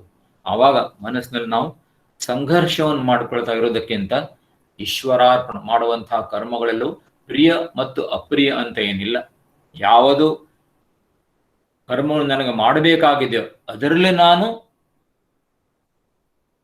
ಸುಖವನ್ನು ನೋಡ್ಲಿಕ್ಕೆ ಪ್ರಯತ್ನ ಮಾಡುವಂಥದ್ದು, ಪ್ರಿಯತ್ವವನ್ನು ನೋಡ್ಲಿಕ್ಕೆ ಪ್ರಯತ್ನ ಮಾಡಿ. ಇದು ಬಹಳ ಇಂಪಾರ್ಟೆಂಟ್. ಯಾವ ಕರ್ಮಗಳು ನನಗೆ ಮಾಡೋದು ಇಷ್ಟನೋ ಅದನ್ನೇ ಮಾಡ್ತೇನೆ ಅನ್ನೋದಕ್ಕಿಂತ ಯಾವ ಕರ್ಮಗಳು ನನ್ನ ಪಾಲಿಗೆ ಬಂದಿದ್ದಾವೋ ಅದರಲ್ಲಿ ಇಷ್ಟವನ್ನು ಕಾಣಲಿಕ್ಕೆ ನಾನು ಪ್ರಯತ್ನ ಮಾಡುವಂಥದ್ದು, ಇದು ಬಹಳ ಮುಖ್ಯ. ಯಾಕಂದ್ರೆ ಕರ್ಮವನ್ನು ನಾವು ಮಾಡ್ತಾ ಮಾಡ್ತಾ ಯಾವಾಗ ನಮ್ಗೆ ಅನಿಸ್ತದೆ ಕರ್ಮವನ್ನು ಮಾಡಬೇಕು ಎಲ್ಲವೂ ಈಶ್ವರ. ಉದಾಹರಣೆಗೆ ಒಂದು ದೊಡ್ಡ ಆಧ್ಯಾತ್ಮಿಕ ಸಮಾರಂಭ ಇದೆ, ಶ್ರೇಷ್ಠರಾದಂತಹ ಪೂಜ್ಯರಾದ ಸಂತರು ಬಂದಿದ್ದಾರೆ, ಆದರೆ ನಾನೊಬ್ಬ ಸಾಧಕನಿದ್ದೇನೆ, ನನಗೆ ಹೊರಗಡೆಗೆ ಪೆಂಡಾಲ್ ಹೊರಗಡೆಗೆ ಚಪ್ಪಲ್ ಹಾಕುವ ಕಡೆ ಆ ಚಪ್ಪಲ್ ವ್ಯವಸ್ಥೆ ನನಗೆ ಸೇವೆ ಹಾಕಿದ್ದಾರೆ, ಅಯ್ಯೋ ನನ್ನ ಕಣ್ಣಿನ ನೋಡ್ಲಿಕ್ಕೆ ಆಗೋದಿಲ್ವಲ್ಲ ಅಂತ ನಾನು ಪರಿತಪಿಸೋದಕ್ಕಿಂತ ಇದು ಕೂಡ ಒಂದು ಪರಮೇಶ್ವರನ ಕಾರ್ಯವೇ ಅಂತ ನಾನು ಮಾಡಿದ್ರೆ ಅದ್ರಲ್ಲಿ ನಾನು ಶ್ರೇಯಸ್ಸನ್ನು ಕಾಣ್ತೇನೆ. ಆ ದೃಷ್ಟಿಯಿಂದ ಇದು ಬಹಳ ಮುಖ್ಯವಾದಂತಹ ವಿಷಯ. ಮಾಡುವಂತಹ ಪ್ರತಿಯೊಂದು ಕರ್ಮ, ಅದು ಆಧ್ಯಾತ್ಮಿಕದಲ್ಲಿ ಮಾಡುವ ಸೇವೆ ಆಗಲಿ ಅಥವಾ ಚರಿತಾರ್ಥಕ್ಕಾಗಿ ಮಾಡುವ ಸೇವೆಯಲ್ಲೂ ಕೂಡ ಅವೆಲ್ಲವನ್ನು ನಾವು ಈಶ್ವರಾರ್ಪಣ ಬುದ್ಧಿಯಿಂದ ನಾವು ಮಾಡುವಂತಹದ್ದು. ಅದರಿಂದ ಈಶ್ವರಾರ್ಪಣ ಬುದ್ಧಿಯಿಂದ ಕರ್ಮವನ್ನು ಮಾಡೋದ್ರಿಂದ ಒಂದಂದ್ರೆ ಮನಸ್ಸಿನಲ್ಲಿ ಸಂಘರ್ಷ, ರಾಗ ದ್ವೇಷಗಳು ಹೇಳುವುದಿಲ್ಲ, ಮತ್ತು ನಾವು ಪ್ರತಿಯೊಂದು ಕರ್ಮವನ್ನು ನಾವು ಪ್ರೀತಿಸ್ತೇವೆ. ವರ್ಕ್ ಈಸ್ ವರ್ಷಿಪ್ ಅಂತ ಹೇಳ್ತೇವೆ. ನಾವು ಮಾಡುವ ಸ್ವಕರ್ಮಣ ತಮಭ್ಯರ್ಚ ಸಿದ್ಧಿಂ ವಿಂದತಿ ಮಾನವ. ಪ್ರತಿಯೊಬ್ಬ ವ್ಯಕ್ತಿಯು ತನ್ನ ಕರ್ಮದಲ್ಲಿಯೇ ಪರಮಾತ್ಮನನ್ನು ಕಾಣಬಹುದು. ಇದು ಕರ್ಮದ ಬಗ್ಗೆ ನಮಗಿರುವಂತಹ ದೃಷ್ಟಿಕೋನ, ಭಾವ. ಇನ್ನು ಪ್ರತಿಯೊಂದು ಕರ್ಮಕ್ಕೊಂದು ಫಲ ಇದೆ. ಆ ಫಲವನ್ನು ಆ ಕರ್ತಾನೇ ಅವನು ಭೋಗಿಸಬೇಕು, ಕರ್ತಾನೇ ಮುಂದೆ ಭೋಗ್ತಾ ಆಗ್ತಾನೆ. ಆ ದೃಷ್ಟಿಯಿಂದ ಆವಾಗಲೂ ಕೂಡ ಅಷ್ಟೇ, ನಮ್ಮ ಜೀವನದಲ್ಲಿ ಬರುವಂತಹ ಪ್ರತಿಯೊಂದು ಅನುಭವಗಳು, ಸನ್ನಿವೇಶಗಳು ಹೀಗೆ ಯಾಕೆ, ನನಗೆ ಮಾತ್ರ ಹೀಗೆ ಯಾಕೆ ಅನ್ನುವಂಥ ಒಂದು ಪ್ರತಿರೋಧವನ್ನು ತೋರಿಸ್ದೇನೆ ಪಾಲಿಗೆ ಬಂದಿದ್ದು ಪಂಚಾಮೃತ. ಏನಾದರೂ ಒಳ್ಳೇದು ಎಷ್ಟು ಪರೀಕ್ಷೆಯಲ್ಲಿ ಬರ್ತಿದ್ದೆವು, ಅದಕ್ಕಿಂತ ಹೆಚ್ಚು ಮಾರ್ಕ್ಸ್ ಬಂತು, ಆವಾಗಲೂ ಹಾರಾಡದೆ, ಅಥವಾ ಎಷ್ಟು ಬರ್ದಿದ್ದೆವು ಅದಕ್ಕಿಂತ ಬಹಳ ಕಡಿಮೆ ಮಾರ್ಕ್ಸ್, ಆವಾಗಲೂ ಕೂಡ ನಾವು ಬಹಳ ಕುಗ್ಗಿ ಹೋಗದೆ, ಕುಗ್ಗದೆ ನಾವು ಅದನ್ನು ಒಂದು ಪ್ರಸಾದ ಭಾವನೆಯಿಂದ, ಹೇಗೆ ದೇವಸ್ಥಾನಕ್ಕೆ ಹೋದಾಗ ಪ್ರಸಾದ ಕೊಟ್ಟಾಗ ಅದ್ರ ಬಗ್ಗೆ ಬಹಳ ನಾವು ವಿಚಾರ ಮಾಡಿ, ಹೆಚ್ಚು ಕೊಟ್ಟಿದ್ದಾರೋ ಕಡಿಮೆ ಕೊಟ್ಟಿದ್ದಾರೋ, ಖಾರ ಆಗಿದೆಯೋ ಸ್ವೀಟ್ ಆಗಿದೆಯೋ, ಉಪ್ಪು ಹಾಕಿದೆಯೋ ಇಲ್ಲ, ಅದರಲ್ಲಿರುವಂಥ ಕಡಲೆಕಾಳು ಅಥವಾ ವಟಾಣ ಬೆಂದಿದೆಯೋ, ಇವೆಲ್ಲ ನೋಡೋದಿಲ್ಲ. ಪ್ರಸಾದವನ್ನು ನಾವು ಬಾಯಲ್ಲಿ ಹಾಕೊಂಡು ಬಿಡ್ತೇವೆ. ಇದು ಬಹಳ ಮುಖ್ಯ. ಪಾಲಿಗೆ ಬಂದಿದ್ದು ನಾವು ಪಂಚಾಮೃತ ಅನ್ನೋದು ಸ್ವೀಕರಿಸ್ತೇವೆ. It's a package. ಆ ಪ್ಯಾಕೇಜ್ ಮತ್ತು ಯಾರದಕ್ಕೆ ಕಾರಣೀಭೂತರು? ನಾವೇ. ಆದ್ದರಿಂದ ಈ ಒಂದು ತತ್ವವನ್ನು ತಿಳ್ಕೊಂಡ ಮೇಲೆ ನಮ್ಗೆ ಗೊತ್ತಾಗ್ತದೆ ಆ ಒಂದು ನಮಗೇನು ನಮ್ಮ ಜೀವನದಲ್ಲಿ ಫಲ ಬರ್ತದೆ, ನಾವು ಮಾಡಿದ ಕರ್ಮದ ಫಲ ಬರ್ತದೆ, ಅದಕ್ಕೆ ನಾವು ರಾಗ ದ್ವೇಷಗಳ ಪ್ರತಿಕ್ರಿಯೆಯನ್ನು ತೋರಿಸಿದೆ ಅದನ್ನು ಈಶ್ವರನ ಪ್ರಸಾದವನ್ನು ಸ್ವೀಕರಿಸ್ತಾ ಹೋದ್ರೆ ಇವೆರಡರಿಂದ ಏನಾಗ್ತದೆ ಅಂದ್ರೆ ನಮ್ಮ ಚಿತ್ತಶುದ್ಧಿ ಆಗ್ತದೆ. ಚಿತ್ತದಲ್ಲಿ ಹೇಳುವಂತಹ ಸಾವಕಾಶವಾಗಿ ನಮ್ಮ ಚಿತ್ತದಲ್ಲಿ ಹೇಳುವಂಥ ಅಲೆಗಳೇ ಸಾವಕಾಶ. ಹೇಗೆ ಬಿರುಗಾಳಿ, ಸಮುದ್ರದಲ್ಲಿ ಅಲೆಗಳು ಹೇಗೆ ಬರ್ತವೆ? ಬಿರುಗಾಳಿಂದ ಬರ್ತವೆ. ಬಿರುಗಾಳಿನೇ ಕಡಿಮೆ ಆಗೋದ್ರೆ ಅಲೆಗಳೆಲ್ಲಿಂದ ಬರಬೇಕು? ಆ ದೃಷ್ಟಿಯಿಂದ ಮುಂದಿನ ಭಾಗದಲ್ಲಿ ಪರಮಾತ್ಮ ಕರ್ಮಯೋಗದ ವಿಷಯದಲ್ಲಿ, ಈಗ ಕರ್ಮಯೋಗ ಅಂದ್ರೇನು, ಯಾವ ರೀತಿ ಕರ್ಮಗಳಿರಬೇಕು, ಕರ್ಮಗಳನ್ನು ಮಾಡಬೇಕಾದ್ರೆ ನಾವು ಹೇಗೆ ಅದರಲ್ಲಿ ಆಸಕ್ತಿ, ಮಮಕಾರ, ಫಲಗಳ ಅಪೇಕ್ಷೆ ಮತ್ತು ಆ ಒಂದು ಸಮತ್ವದ ಭಾವವನ್ನು ಹೇಗೆ ಪ್ರಾರಂಭದಲ್ಲಿ ನಾವು ಪ್ರಯತ್ನಪೂರ್ವಕ ಸಮತ್ವ ಭಾವವನ್ನು ತೆಗೆದುಕೊಳ್ಬೇಕು. ಸಿದ್ಧೋ ಸಮಭೂತ್ವ ಸಮತ್ವಂ ಯೋಗ ಉಚ್ಯತೆ. ಆಮೇಲೆ ಅದು ತನ್ನಿಂತಾನೆ ಸ್ಪಾಂಟೇನಿಯಸ್ಲಿ ರೂಢಿ ಆಗ್ಬಿಡ್ತದೆ. ಇನ್ನು ಪರಮಾತ್ಮ ಕರ್ಮಯೋಗ ಅನುಷ್ಠಾನದಲ್ಲಿ ನಾವು 4 ದೃಷ್ಟಿಕೋನದಿಂದ ನಮಗೆ ಕರ್ಮಯೋಗದ ಅನುಷ್ಠಾನವು ಹೇಗೆ ಅವಶ್ಯ ಇದೆ ಅಥವಾ ಕರ್ಮಯೋಗವನ್ನು ನಾವು ಅನುಷ್ಠಾನ ಯಾಕೆ ಮಾಡಬೇಕು, ಅದಕ್ಕಾಗಿ 4 ದೃಷ್ಟಿಕೋನಗಳನ್ನು ನೀಡ್ತಾನೆ. ಮೊದಲನೇದಾಗಿ ಪರಮೇಶ್ವರನ ಆಜ್ಞೆ ಇದೆ, ಇದು ಅದರ ಸಲುವಾಗಿ. ಎರಡನೇದಾಗಿ ಇದೊಂದು ಯಜ್ಞ ಅಥವಾ ಕೃತಜ್ಞತಾಪೂರ್ವಕ ಮಾಡಿದಂಥ ಒಂದು ಕರ್ಮ. ಮೂರನೇದಾಗಿ ಚಿತ್ತಶುದ್ಧಿಗಾಗಿ ಮತ್ತು ನಾಲ್ಕನೇದಾಗಿ ಧರ್ಮ ಎಂದು. ಹೀಗೆ 4 ದೃಷ್ಟಿಕೋನಗಳಿಂದ ನಾವು ಕರ್ಮಯೋಗ ಅನುಷ್ಠಾನ ಮಾಡೋದು ಅವಶ್ಯ ಇದೆ ಎಂದು ಶ್ರೀಕೃಷ್ಣ ಪರಮಾತ್ಮ ಹೇಳ್ತಾನೆ. ಮೊದಲನೇದಾಗಿ ಆಜ್ಞೆ. ಯಾವಾಗ ಆಜ್ಞೆ ಮಾಡಲಾಗ್ತದೆ? ಯಾವಾಗ ಅರ್ಥ ಮಾಡಿಕೊಳ್ಳುವ ಒಂದು ಕೆಪಾಸಿಟಿ ಇಲ್ಲವೋ ಆವಾಗ ಆಜ್ಞೆ ಮಾಡಲಾಗ್ತದೆ. ಹಾಗೆ ನೋಡ್ಲಿಕ್ಕೆ ಹೋದ್ರೆ ಯಾವಾಗ ಅರ್ಥ ಮಾಡಿಕೊಳ್ಳುವಂಥ ಒಂದು ಪ್ರಬುದ್ಧತೆ ಬರ್ತದೆ ಆವಾಗ ಈ ಒಂದು ನಿಯಮವನ್ನು ಹೇರುವ ಅವಶ್ಯಕತೆ ಇರುವುದಿಲ್ಲ. ಆದರೆ ನಾವೆಲ್ಲರೂ ಯಾವ ರೀತಿ ನಾವು ವ್ಯವಹಾರದಲ್ಲಿ ನಡೆಸ್ತೇವೆ, ವ್ಯವಹಾರದಲ್ಲಿ ನಮ್ದು ವರ್ತನೆ ಹೇಗಿರುತ್ತೆ ನೋಡಿದ್ರೆ ನಮ್ಗೆ ಗೊತ್ತಿದೆ. ಸಿಗ್ನಲ್ಗೆ ಹೋಗ್ತೇವೆ, ಸಿಗ್ನಲ್ ಇದೆ, ರೋಡ್ನಲ್ಲಿ ಹೋಗ್ಬೇಕಾದ್ರೆ ಅದು ರೆಡ್ ಆದ್ರೂ ಕೂಡ ಹೋಗೋ ಪ್ರಯತ್ನ ಮಾಡ್ತೇವೆ. ಯಾವಾಗ ಹೋಗುವುದಿಲ್ಲ ನಾವು? ಪೊಲೀಸ್ ನಿಂತಿದ್ರೆ ಅವನೇನಾರು ಕೇಸ್ ಹಾಕ್ಬೋದು, ದಂಡ ಹಾಕ್ಬೋದು ಅಂತ ಹೇಳಿ ನಾವು ನಿಲ್ತೇವೆ ಹೊರತು ಒಂದ್ ವೇಳೆ ಆ ಕಡೆ ಕೂಡ ಪೊಲೀಸ್ ಇದ್ರೆ ಹೊಡ್ಕೊಂಡು ಹೋದ್ರೂ ಹೋದೆವು. ಎಜುಕೇಟೆಡ್ ಜನ ಮಾಡುವಂತಹ ವಿಚಾರ.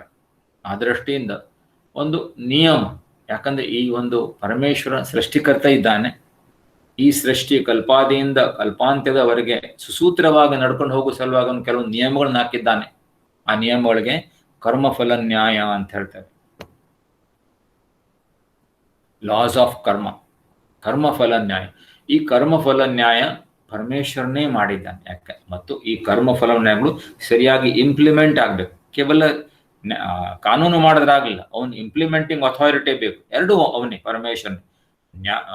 ಕಾನೂನನ್ನು ಮಾಡಿದವನು ಅವನೇ, ಮತ್ತು ಈ ಕಾನೂನುಗಳು ಸುಸೂತ್ರವಾಗಿ ಅವು ಅನ್ವಯಿಸಲ್ಪಡುವಂತೆ, ಪಾಲಿಸಲ್ಪಡುವಂತೆ ಆ ಒಂದು ದೇಖ್ರೇಖ್ ಕೂಡ ಅವನೇ ಮಾಡ್ತಾನೆ, ನಿಗರಾಣಿ ಕೂಡ ಅವನೇ ಮಾಡ್ತಾನೆ. ಅದರಿಂದ ಅವನು ನಿಯಾಮಕನು, ಸೃಷ್ಟಿಕರ್ತನೂ ಹೌದು, ನಿಯಾಮಕನೂ ಹೌದು, ಮತ್ತು ಅವನು ಕರ್ಮಫಲದಾತ ಕೂಡ. ಈ ಕರ್ಮಕ್ಕೆ ಅನುಸಾರವಾಗಿಯೇ ನಾವು ಮಾಡುವಂತಹ ಪ್ರತಿಯೊಂದು ಕರ್ಮಕ್ಕೆ ಅವನು ಫಲವನ್ನು ನೀಡ್ತಾನೆ. ಆದ್ದರಿಂದ ಇಡೀ ಸೃಷ್ಟಿಯು ಅವನ ನಿಯಮಕ್ಕೆ ಒಳಪಟ್ಟಿದೆ ಮತ್ತು ಆ ನಿಯಮಗಳ ಪ್ರಕಾರ, ಪರಮೇಶ್ವರನ ಆಜ್ಞೆಯ ಪ್ರಕಾರ ನಡೆಯುವುದು ನಮ್ಮೆಲ್ಲರ ಕರ್ತವ್ಯ ಇದೆ. ಆ ದೃಷ್ಟಿಯಿಂದ ನಾವು ಕರ್ಮಯೋಗವನ್ನು ಪಾಲಿಸಬೇಕು. ಪರಮಾತ್ಮ ಹೇಳ್ತಾನೆ, ದೇವಾನ್ ಭಾವಯತಾನೇನ ಹೇ ದೇವಾ ಭಾವಯಂತು ವಹ ಪರಸ್ಪರಂ ಭಾವಯಂತಹ ಶ್ರೇಯ ಪರಮವಾಪ್ಸ್ಯಥ. ನಮ್ಗಷ್ಟೇ ಅಲ್ಲ, ದೇವರಿಗೂ ಕೂಡ ಕಾನೂನು ಹಾಕಿದ್ದಾನೆ. ದೇವರಿಗೂ ಕೂಡ ಅವನು ಕೆಲವೊಂದು ಕೆಲಸಗಳನ್ನು, ಅವರವರಿಗೆ ಕೆಲವೊಂದು ಕರ್ತವ್ಯಗಳನ್ನು ವಹಿಸಿಕೊಟ್ಟಿದ್ದಾನೆ. ಅವರ ಕರ್ತವ್ಯ ಮಾಡ್ತಾರೆ. ನೀವು ನಿಮ್ಗೇನು ದೇವರ ಕರ್ತವ್ಯನು ಮನುಷ್ಯರಿಗೆ ಬೇಕಾಗಂತ, ಪ್ರಾಣಿಗಳಿಗೆ ಬೇಕಾಗಂತ ಗಾಳಿ, ನೀರು, ಬೆಳಕು, ಭೂಮಿ ಇವೆಲ್ಲವನ್ನು ಆ ಕಾಲಕ್ಕೆ ತಕ್ಕಂತೆ ಜನರಿಗೆ ನೀಡೋದು, ಅವೆಲ್ಲವನ್ನು ಸುಸೂತ್ರವಾಗಿ.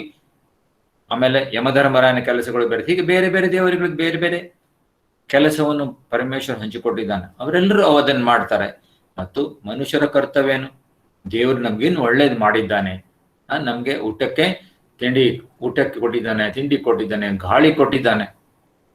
ಗಾಳಿ ಮಹತ್ವ ಈಗ ನಮ್ಗೆ ಗೊತ್ತಾಗ್ತಾ ಇದೆ. ಕೊರೋನಾ ಸಂದರ್ಭದಲ್ಲಿ ಆಮ್ಲಜನಕ ಇಲ್ಲದೆ ಅನೇಕ ಜನರು ಸತ್ತಂತಹ ಸುದ್ದಿಯನ್ನು ನಾವು ಕೇಳಿದ ನಂತರ ನಮ್ಗೆ ಗೊತ್ತಾಯ್ತು ಎಷ್ಟು ದಿನ ಗಾಳಿಯಲ್ಲಿ ಆಮ್ಲಜನಕ ಇದೆ, ಆ ಆಮ್ಲಜನಕ ಅನ್ನೋದು ನಮ್ಗೆ ಬೇಕಾಗಿತ್ತು, ಅದು ಇಲ್ದೇ ಸಾಯ್ತೇವೆ ಅನ್ನೋದು ಗೊತ್ತಿರ್ಲಿಲ್ಲ ನಮ್ಗೆ. We have taken it to be granted. ಹೀಗೆ ಅನೇಕ ವಿಚಾರಗಳನ್ನು ನಾವು we have taken it to be granted. ಹಾಗೆ ಆದ್ರಿಂದ ಪರಮೇಶ್ವರ ಹೇಳ್ತಾನೆ, ಅವನು ಅದಕ್ಕೆ ಒಂದು ನಿಯಮ ಹಾಕೊಟ್ಟಿದ್ದಾನೆ. ಅವ್ರಿಗೆ ಗೊತ್ತು ನಾವೆಲ್ಲ ಬಹಳ ಆರಾಮ್ ಶೆಟ್ರು ಅಂತ ಹೇಳ್ಕೊಂಡು we take the things to be granted. ಅದಕ್ಕೆ ಅವನು ಹೇಳ್ತಾನೆ, ದೇವತೆಗಳು ತಮ್ಮ ಕಾರ್ಯವನ್ನು ಮಾಡಿ ನಿಮ್ಗೆ ಬೇಕಾದನ್ನು ಅವ್ರು ಕೊಡ್ತಾರೆ. ಅವರು ಅದರ ಸಲುವಾಗಿ ನೀವು ಕೃತಜ್ಞತಾಪೂರ್ವಕವಾಗಿ ಅವರಿಗೆ ಯಜ್ಞ ಯಾಗಾದಿಗಳನ್ನು ಮಾಡಿ ಅವರಿಗೆ ಪುಷ್ಟೀಕರಿಸಬೇಕಾಗ್ತದೆ. ದೇವತೆಗಳ ನೈವೇದ್ಯ ವಗೇರೆ ನಾವು ಆಫರ್ ಮಾಡ್ತೇವೆ, ಅದರಿಂದ ಒಂದು ಅಥವಾ ಜಪ ವಗೇರೆ ಮಾಡ್ತೇವೆ, ಕಲಾಭಿವೃದ್ಧಿ ವಗೇರೆ ಮಾಡ್ತೇವೆ. ಅದರಿಂದ ಒಂದು ಶಾಸ್ತ್ರೇನು ನಾವು ಮಾಡುವಂತಹ ಈ ಒಂದು ನೈವೇದ್ಯಗಳಿಂದ ಅಥವಾ ಈ ಅರ್ಪಣೆಯಿಂದ ಅವರಿಗೆ ಪುಷ್ಟಿ ಬರ್ತದೆ ದೇವತೆಗಳಿಗೆ. So they can function in a better way. ಮೊದಲನೇ ಭಾಗ ಆಯಿತು, ನಾವು ಮಾತಾಡಿದ್ವಿ, ವಿಚಾರ ಮಾಡಿದ್ವಿ. ಇದು ಪರಮೇಶ್ವರನ ಆಜ್ಞೆಯನ್ನು. ಎರಡನೇದಾಗಿ ಮುಖ್ಯವಾಗಿರುವಂತಹ ಒಂದು ಸಂಗತಿ ಅಂದ್ರೆ ಕೃತಜ್ಞತೆ. ಯಾರಾದ್ರೂ ನಮ್ಗೆ ಉಪಕಾರ ಮಾಡಿದ್ರೆ ಅದ ಕೃತಜ್ಞತೆಯನ್ನು ನಾವು ಕೊಡಬೇಕು, ಥ್ಯಾಂಕ್ಸ್ ಗಿವಿಂಗ್ ಅಂತ ಹೇಳ್ತಾರೆ. ಆದ್ರೆ ನಮ್ಗೆ ಎಲ್ಲವನ್ನೂ ಹೀಗೆ ಹೇಳ್ತಾರಲ್ಲ, ಫ್ರೀಯಾಗಿ ಸಿಕ್ಕಿದ್ರ ಬಗ್ಗೆ ಅದಕ್ಕೆ ಬೆಲೆನೇ ಇರುವುದಿಲ್ಲ ಅಂತ, ಹಾಗೆ ಆಗಿದೆ. ನಮ್ಗೆ ಪರಮೇಶ್ವರ ಕೊಟ್ಟಿರುವಂಥದ್ದನ್ನು ನಮಗೆ we take it to be granted. ಅದಕ್ಕಾಗಿ ಪರಮಾತ್ಮ ಹೇಳ್ತಾನೆ, ಯಾವುದನ್ನು ನೀನು ಪಡೆದುಕೊಂಡಿದ್ಯಾ ಅಥವಾ ಸತತವಾಗಿ ಪಡಿತಾ ಇದೆಯಾ ಅದಕ್ಕೆ ಆ ಕೃತಜ್ಞತೆ ಭಾವದಿಂದ ಒಂದು ಪರೋಪಕಾರ ಕರ್ಮ ಯಜ್ಞ ಅಂತ ಹೇಳ್ತಾನೆ. ಮೊದಲನೇದು ಆಜ್ಞೆ, ಎರಡನೇದು ಯಜ್ಞ. ಯಜ್ಞ ರೂಪದಿಂದ ಆದರೂ ಕರ್ಮವನ್ನು ಮಾಡಬೇಕು. ಯಾಕಂದ್ರೆ ಪರಮಾತ್ಮ ನಮ್ಗೆ ಮಾಡಿರುವಂತಹ ಉಪಕಾರಕ್ಕಾಗಿ ಪ್ರತ್ಯುಪಕಾರ, ಕೃತಜ್ಞತಾಪೂರ್ವಕ ಮಾಡಿದ ಪರೋಪಕಾರ ಕರ್ಮಗಳು. ಇದರಲ್ಲಿ ಪಂಚಮಹಾಯಜ್ಞಗಳನ್ನು ಹೇಳಲಾಗ್ತದೆ. ದೇವಯಜ್ಞ, ಋಷಿಯಜ್ಞ, ಪಿತೃಯಜ್ಞ, ಮನುಷ್ಯಯಜ್ಞ ಮತ್ತು ಭೂತಯಜ್ಞ. ಈ 5 ಯಜ್ಞಗಳ ಬಗ್ಗೆ ನಾವು ತಿಳ್ಕೊಂಡಿದ್ದೇವೆ. ದೇವರ ಸಂದರ್ಭದಲ್ಲಿ ಮಾಡುವಂಥ ಪೂಜೆ ಪುರಸ್ಕಾರಗಳು, ವ್ರತಗಳು, ನಾಮಸ್ಮರಣೆ, ಪ್ರಾರ್ಥನೆ ಇವೆಲ್ಲವೂ ದೇವಯಜ್ಞ. ಋಷಿಯಜ್ಞ ಅಂದ್ರೆ ಋಷಿಗಳು ನಮ್ಮ ಸಲುವಾಗಿ ಏನು ಅಪಾರವಾದಂತಹ ವಾಂಗ್ಮಯ ಜ್ಞಾನ ಭಂಡಾರವನ್ನು ನೀಡಿ ಹೋಗಿದ್ದಾರೆ, ಅದನ್ನು ಅಭ್ಯಾಸ ಮಾಡೋದು, ಜೀವನದಲ್ಲಿ ಅಳವಡಿಸ್ಕೊಳ್ಳೋದು, ಅದನ್ನು ನಾವು ಪ್ರಸಾರ ಮಾಡೋದು, ಮುಂದಿನ ಪೀಳಿಗೆಗೆ ಯಶಸ್ವಿಯಾಗಿ ಅದನ್ನು ಮುಂದುವರಿಸಿಕೊಂಡು ಹೋಗ್ಲಿಕ್ಕೆ ಅನುಕೂಲ ಮಾಡಿಕೊಡುವುದು, ಮಾರ್ಗದರ್ಶನ ಮಾಡುವುದು, ವೇದಾಧ್ಯಯನ ಮಾಡುವವರಿಗೆ ಸಹಾಯ ಮಾಡುವುದು, ಇವೆಲ್ಲವೂ ಅಧ್ಯಯನ ಮತ್ತು ಅಧ್ಯಾಪನ ಇಲ್ಲ ಬ್ರಹ್ಮಯಜ್ಞ. ವೇದಯಜ್ಞ. ಪಿತೃಯಜ್ಞದಲ್ಲಿ ಶ್ರಾದ್ದಾದಿ ಕರ್ಮಗಳನ್ನು ಮಾಡುವುದು, ಅವೆಲ್ಲವೂ ತಂದೆ ತಾಯಿಗಳಿಗೆ ಗತಿಸಿದವರಿಗೆ ಅವರಿಗೆ ಗೌರವವನ್ನು ಸೂಚಿಸುವುದು. ಮನುಷ್ಯ ಯಜ್ಞದಲ್ಲಿ ಸಮಾಜದಲ್ಲಿರುವ ದುರ್ಬಲರ ಸಲುವಾಗಿ ಅವರ ಸಲುವಾಗಿ ಏನು ಮಾಡ್ಲಿಕ್ಕಾಗ್ತದೆ, ಯಾರಿಗೆ ಅನ್ನ ಇಲ್ಲ ಅವರಿಗೆ ಅನ್ನವನ್ನು ನೀಡುವಂತಹ ವ್ಯವಸ್ಥೆ ಮಾಡಬಹುದು, ವಸತಿ ಇಲ್ಲದೆ ಇದ್ದವರಿಗೆ ವಸತಿಯನ್ನು ನೀಡುವಂತಹ ವ್ಯವಸ್ಥೆ ಮಾಡಬಹುದು. ಇನ್ನು ಶಿಕ್ಷಣ ಅಥವಾ ರೋಗ ರುಜಿನಗಳಿರೋರಿಗೆ ಶಾಲಾ ಕಾಲೇಜುಗಳು ಅಥವಾ ಆಸ್ಪತ್ರೆಗಳನ್ನು ಇವೆಲ್ಲವನ್ನು, ಸಾರ್ವಜನಿಕ ಬಾವಿಗಳನ್ನು ತೆಗೆಯಬಹುದು, ಉದ್ಯಾನಗಳನ್ನು ಮಾಡಬಹುದು, ಇವೆಲ್ಲವೂ ಸಮಾಜ. ಆಮೇಲೆ ಪ್ರಾಣಿಗಳ ಸಲುವಾಗಿ ಪ್ರತಿದಿನ ಪ್ರಾಣಿಗಳಿಗೆ ಆಹಾರ, ಹಕ್ಕಿಗಳಿಗೆ ಈಗ ಬೇಸಿಗೆ ಕಾಲ ಇದೆ, ನಾವು ಮನೆ ಹೊರಗೆ ತಟ್ಟೆಗಳಲ್ಲಿ ನೀರಿಡಬಹುದು. ಪಕ್ಷಿಗಳಿಗೆ ನೀರು ಬೇಕಾಗ್ತದೆ ಬೇಸಿಗೆಯಲ್ಲಿ, ಅದನ್ನು ನೀರಿಡಬಹುದು. ಅಥವಾ ಹಕ್ಕಿಗಳಿಗೆ ಧಾನ್ಯ ಹಾಕಬಹುದು, ಆಕಳುಗಳಿಗೆ ಗೋವುಗಳಿಗೆ ಹಾಕಬಹುದು. ಪರಮೇಶ್ವರನು ನಮಗೆ ಎಷ್ಟು ಉಪಕಾರ ಮಾಡಿದ್ದಾನೆ, ಅದಕ್ಕೆ ನಾವು ಎಷ್ಟು ಕೃತಜ್ಞತೆ ಸಲ್ಲಿಸಿದ್ರು ಕಡಿಮೆನೆ. ಮೊನ್ನೆ ಕರೋನಾದಿಂದ ಒಬ್ಬ ವ್ಯಕ್ತಿ ಗುಣಮುಖನಾಗಿ ಅವನು ಬಿಲ್ಲು ಕೊಡ್ಲಿಕ್ಕೆ ಕೌಂಟರ್ ಮೇಲೆ ಹೋಗ್ತಾ ಇದ್ದ. ಅಲ್ಲಿ ನೋಡ್ತಾ ಬಿಲ್ಲಿನ ಅನಾಲಿಸಿಸ್ ನೋಡ್ದ. ಅವನು ಒಂದು 4-5 ದಿನ ಅಡ್ಮಿಟ್ ಆಗಿದ್ದ. ಅದರಲ್ಲಿ 1 ದಿನ ಅವನಿಗೆ ವೆಂಟಿಲೇಟರ್ ಮೇಲೆ ಇಟ್ಟಿದ್ದರು. ಎಲ್ಲ ಬಿಲ್ ನೋಡ್ತಾನವನು ಅವರು 1 ಲಕ್ಷ ಫಿಗರ್ ಕಂಡ ಅವನು ಆ ಬಿಲ್ನಲ್ಲಿ. ನೋಡಿದ ಏನದು, ವೆಂಟಿಲೇಟರ್ ಚಾರ್ಜ್ ಅಂತ. ಅದನ್ನು ನೋಡಿಕೊಂಡು ಅವನಿಗೆ ಅಲ್ಲೇ ಕೂತಲ್ಲೇ ಅವನ ಕಣ್ಣುಗಳಿಂದ ಅಶ್ರು ಹರಿತು. ಅಲ್ಲಿ ಕೌಂಟರ್ನ ಮೇಲೆ ಇರುವಂತಹ ವ್ಯಕ್ತಿ ಸ್ವಲ್ಪ ಒಳ್ಳೆ ವ್ಯಕ್ತಿ. ಏನು ಸರ್ ಬಿಲ್ ಭಾಳ ಹೆಚ್ಚಾಯ್ತಾ, ಹೇಳಬೇಕಾ ಅವರಿಗೆ ಕಡಿಮೆ ಮಾಡಲಿಕ್ಕೆ ಅಂತ ಕೇಳ್ತಾನೆ. ಆವಾಗ ಅವನು ಹೇಳ್ತಾನೆ, ಬಿಲ್ ಹೆಚ್ಚಂತ ಅಲ್ಲಪ್ಪ, ನನ್ನ ಕಣ್ಣಲ್ಲಿ ಈ ಹಸಿರು ಬಂದಿರೋದು. ನಿಮ್ಮ ಬಿಲ್ಲನ್ನು ಕೊಡುವಂಥ ಒಂದು ಶಕ್ತಿ ಇದೆ ನನಗೆ, ಆದರೆ ಒಂದು ದಿನಕ್ಕೆ ನನಗೆ ಉಸಿರಾಡಿಸ್ಲಿಕ್ಕೆ ನಾನೀಗ 1,00,000 ಖರ್ಚು ಮಾಡಬೇಕಾಯ್ತು. ಜನ್ಮ ಹುಟ್ಟಿದಾಗಿನಿಂದ ಇಲ್ಲಿ ತನಕ ಉಕ್ಕಟ್ಟೆಯಾಗ ಪರಮೇಶ್ವರ ನನ್ನ ಉಸಿರನ್ನು ಕಾಪಾಡ್ತಾ ಇದ್ದಾನಲ್ಲಪ್ಪ, ಅವನಿಗೆ ನಾನು ಎಷ್ಟು ಋಣಿಯಾಗಿರ್ಬೇಕು ಅನ್ನುವಂಥ ಭಾವ ನನ್ನಲ್ಲಿ ಜಾಗೃತ ಆಯಿತು. ಅದಕ್ಕೆ ಅಶ್ರು ಬಂತು ಅಂತ ಹೇಳ್ತಾನೆ. ಇವತ್ತೇ ನೋಡಿ, ಬೆಳಗಿನಿಂದ ನಾವು ಬೆಳಿಗ್ಗೆ ಎದ್ದು ನಮ್ಮದು ಬೆಡ್ ಕಾಫಿನೋ ಬೆಡ್ ಟೀನೋ ಆಯಿತು, ಬ್ರೇಕ್ಫಾಸ್ಟ್ ಆಯಿತು, ಮಧ್ಯಾಹ್ನ ಊಟ ಆಯಿತು, ಇಷ್ಟೆಲ್ಲ ನಾವು ಆಹಾರ ತಿಂದೆವು ಅಥವಾ ಎಂಟರ್ಟೈನ್ಮೆಂಟ್ ಮಾಡಿರ್ಬೋದು. ಇವೆಲ್ಲವನ್ನು ಪರಮೇಶ್ವರ ನಮ್ಗೆ ನೀಡಿದ್ದಾನೆ. ಅದು ಎಷ್ಟು ಸಲ ನಾವು ಅವನಿಗೆ ಥ್ಯಾಂಕ್ ಯು ಅಂತ ಅಂದೆವು ವಿಚಾರ ಮಾಡುವಂಥ ಒಂದು. ಅದರಿಂದ ಪರಮೇಶ್ವರ ಏನು ಹೇಳ್ತಾನೆ, ಶ್ರೀಕೃಷ್ಣ ಪರಮಾತ್ಮ ಏನು ಹೇಳ್ತಾನೆ, ಪರಮಾತ್ಮನು ಅಥವಾ ಭಗವಂತನ ನಮ್ಗೆ ಮಾಡಿದಂಥ ಒಂದು ಏನು ಉಪಕಾರ ಇದೆ, ಅದರೊಂದು ಸ್ಮರಣೆ, ಕೃತಜ್ಞತಾ ಭಾವ. ಬಿಕಾಸ್ ಕೃತಜ್ಞತೆಯನ್ನು ಸೂಚಿಸುವುದು ಸಾಧಕನ ಶ್ರೇಷ್ಠವಾದಂಥ ಲಕ್ಷಣ. ಇನ್ನು ಮೂರನೇದಾಗಿ ಚಿತ್ತಶುದ್ಧಿಗಾಗಿ ಬಹಳ ಮಹತ್ವದ್ದು ಚಿತ್ತಶುದ್ಧಿ. ಯಾಕಂದ್ರೆ ಜ್ಞಾನ ಯೋಗ್ಯತೆ ಬೇಕಾದರೆ ಚಿತ್ತಶುದ್ಧಿ ಆಗಲೇಬೇಕು. ಚಿತ್ತಶುದ್ಧಿಗಾಗಿ ಕರ್ಮಯೋಗನೇ, there is no other way out. ಚಿತ್ತಶುದ್ಧಿ ಅಂದರೆ ಮನಸ್ಸಿನಲ್ಲಿರುವಂಥ ಕೊಳೆ, ಸಂಸ್ಕಾರಗಳು, ರಾಗದ್ವೇಷಗಳು ಕಡಿಮೆ ಆಗುವಂಥದ್ದು. ಇದು ಹೇಗೆ ನಾವು ಕರ್ಮಯೋಗ ಅಂತರ್ಗತ ಅನೇಕ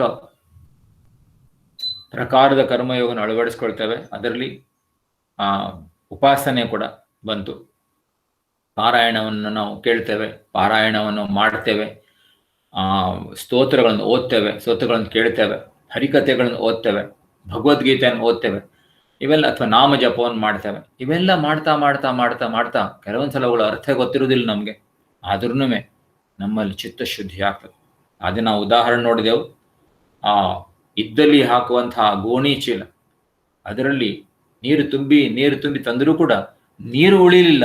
ಆದರೆ ನೀರನ್ನು ಹಾಕಿ ಹಾಕಿ ಆ ಇದ್ದಿಲಿ ಕಪ್ಪಾದಂತಹ ಇದ್ದಿಲಿ ಮಸಿಯಾಗಿರುವಂತಹ ಚೀಲ ಸ್ವಚ್ಛ ಆಯಿತು. ನಾವು ಇನ್ನೊಂದು ಉದಾಹರಣೆ ಕೊಡ್ತಾ ಇದ್ದೆವು.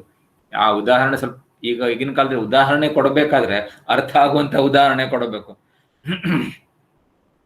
ಶಾಯಿ ದೌತಿ, ನಾವು ಸಣ್ಣ ಇರಬೇಕಾದ್ರೆ ಸಣ್ಣ ಒಂದು ಬಾಟ್ಲಿಯಲ್ಲಿ ಶಾಯಿ ಬರ್ತಾ ಇತ್ತು, ಮಸಿ ಬರ್ತಾ ಇತ್ತು. ಅದನ್ನು ಪೆನ್ನಿಗೆ ಹಾಕಿ, ಫೌಂಟನ್ ಪೆನ್ ಅಂತ, ಆ ಪೆನ್ನಿಗೆ ಹಾಕಿ ನಾವು ಬರೀತಾ ಇದ್ದೆವು.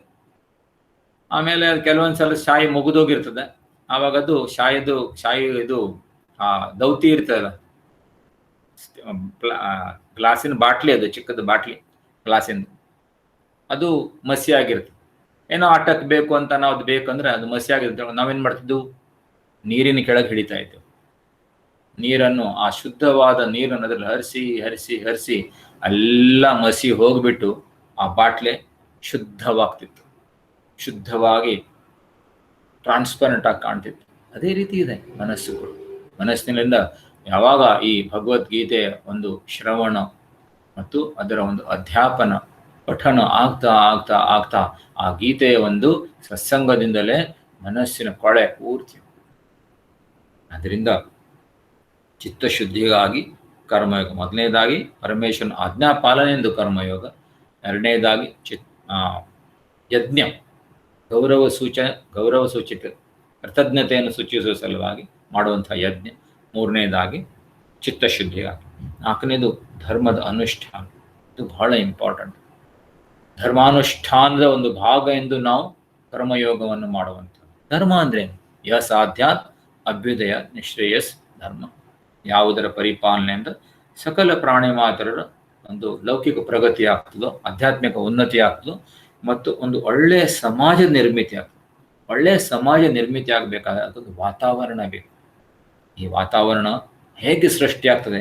ಇಂಥ ಒಂದು ಒಳ್ಳೆಯ ಒಂದು ವಾತಾವರಣ ಸೃಷ್ಟಿಯಾಗಲಿಕ್ಕೆ ಒಂದು ಸೂಕ್ಷ್ಮವಾದಂಥ ಸೃಷ್ಟಿ ಚಕ್ರವನ್ನು ಪರಮಾತ್ಮ ನಿರ್ಮಾಣ ಮಾಡಿದ್ದಾನೆ. ಮತ್ತು ಅದರಲ್ಲಿ ನಮಗೊಂದು ವಿಶೇಷವಾದ ಒಂದು ಪಾತ್ರ ಇದೆ. ಯಾವುದದು ಸೃಷ್ಟಿ ಚಕ್ರ? ಪರಮಾತ್ಮ ಹೇಳ್ತಾನೆ, ಅನ್ನಾದ್ ಭವಂತಿ ಭೂತಾನಿ ಪರ್ಜನ್ಯಾದನ್ನ ಸಂಭವ ಯಜ್ಞಾದ್ ಭವತಿ ಪರ್ಜನ್ಯೋ ಯಜ್ಞ ಕರ್ಮ ಸಮುದ್ಭವ ಕರ್ಮ ಬ್ರಹ್ಮೋದ್ಭವಂ ವಿದ್ಧಿ ಬ್ರಹ್ಮಾಕ್ಷರ ಸಮುದ್ಭವಂ ತಸ್ಮಾತ್ ಸರ್ವಗತಂ ಬ್ರಹ್ಮ ನಿತ್ಯಂ ಯಜ್ಞೆ ಪ್ರತಿಷ್ಠಿತಂ. ಸುಂದರವಾದಂತಹ ಒಂದು ಸೃಷ್ಟಿ ಚಕ್ರ. ಸಕಲ ಜೀವರಾಶಿಗಳು ಅನ್ನದಿಂದ ಉತ್ಪತ್ತಿಯಾಗ್ತವೆ ಮತ್ತು ಅನ್ನವು ಮಳೆಯಿಂದ ಉತ್ಪನ್ನವಾಗ್ತದೆ. ಮಳೆ ಹೇಗೆ ಬರ್ತದೆ? ಯಜ್ಞ ಕರ್ಮಗಳಿಂದ ಮಳೆ ಬರ್ತದೆ ಮತ್ತು ಯಜ್ಞದ ಒಂದು ಮಾರ್ಗದರ್ಶನಾತ್ಮಕ ಕರ್ಮಗಳು ಅವು ನಮಗೆ ವೇದದಿಂದ ಬರ್ತಾವೆ. ವೇದ ಅಂದ್ರೇನು? ವೇದ ಅಂದ್ರೆ ಅದು ಪರಮೇಶ್ವರನೇ, ಭಗವಂತನೇ ಜ್ಞಾನ ಸ್ವರೂಪನಾಗಿ ಕಾಣಿಸಿಕೊಂಡಿರೋದು ವೇದಗಳು. ಅದರಿಂದ ಬ್ರಹ್ಮ ಅಕ್ಷರ ಸಮುದ್ಭವಂ. ಅದರಿಂದ ಇವೆಲ್ಲ ಪ್ರಕ್ರಿಯೆಗಳಲ್ಲಿಯೂ ಕೂಡ ಎಲ್ಲ ಅನ್ನ ಇರಬಹುದು, ಜೀವರಾಶಿಗಳಿರಬಹುದು, ಯಜ್ಞ ಇರಬಹುದು, ಕರ್ಮ ಇರಬಹುದು ಅಥವಾ ವೇದಗಳಿರಬಹುದು, ಇವೆಲ್ಲವುಗಳಲ್ಲಿ ಅಂತರ್ಗತ ಏನಿದೆ? ಇವೆಲ್ಲವುಗಳು ಸೂತ್ರೇ ಮಣಿಗಣಾಯ, ಇವೆಲ್ಲವನ್ನು ಪೂರ್ಣಿಸಿದ್ದಾನೆ ಪರಮೇಶ್ವರ. ಆದರೆ ಇದರಲ್ಲಿ ನಮಗೊಂದು ಗುರುತರವಾದಂತಹ ಒಂದು ಜವಾಬ್ದಾರಿ ಇದೆ. ಏನ್ ಜವಾಬ್ದಾರಿ? ಯಜ್ಞ ಕರ್ಮಗಳನ್ನು ಮಾಡುವಂತಹ ಜವಾಬ್ದಾರಿ ಮನುಷ್ಯನಿಗೆ. ಯಾಕೆ ಮನುಷ್ಯನಿಗೆ ಹೇಳಲಾಗಿದೆ? ಯಾಕಂದ್ರೆ ಧರ್ಮ ಲಾಗು ಆಗೋದು ಮನುಷ್ಯನಿಗೆ ಮಾತ್ರ. ಅದರಿಂದ ನಮ್ಮ ಪ್ರಥಮ ಪುರುಷಾರ್ಥ ಧರ್ಮ ಪುರುಷಾರ್ಥ. ಧರ್ಮೇಣ ಅರ್ಥ, ಧರ್ಮೇಣ ಕಾಮ ಮತ್ತು ಮೋಕ್ಷ. ಆದ್ರಿಂದ ಧರ್ಮ ಮನುಷ್ಯನಿಗೆ ಹೇಳಲಾಗಿದೆ. ಎರಡನೇದಾಗಿ ಕರ್ಮವನ್ನು ಮಾಡುವಂತಹ ಅಧಿಕಾರ ಕೂಡ ಮನುಷ್ಯನಿಗೆ ಮಾತ್ರ ಇದೆ, ಪ್ರಾಣಿಗಳಿಗೆ. ಮೂರನೇದಾಗಿ ಮನುಷ್ಯನು ವಿಹಿತ ಕರ್ಮಗಳನ್ನು ಮಾಡುವುದರಿಂದಲೇ ಸೃಷ್ಟಿ ಚಕ್ರವು ಸರಿಯಾಗಿ ಮುಂದುವರಿತಿರುವುದು.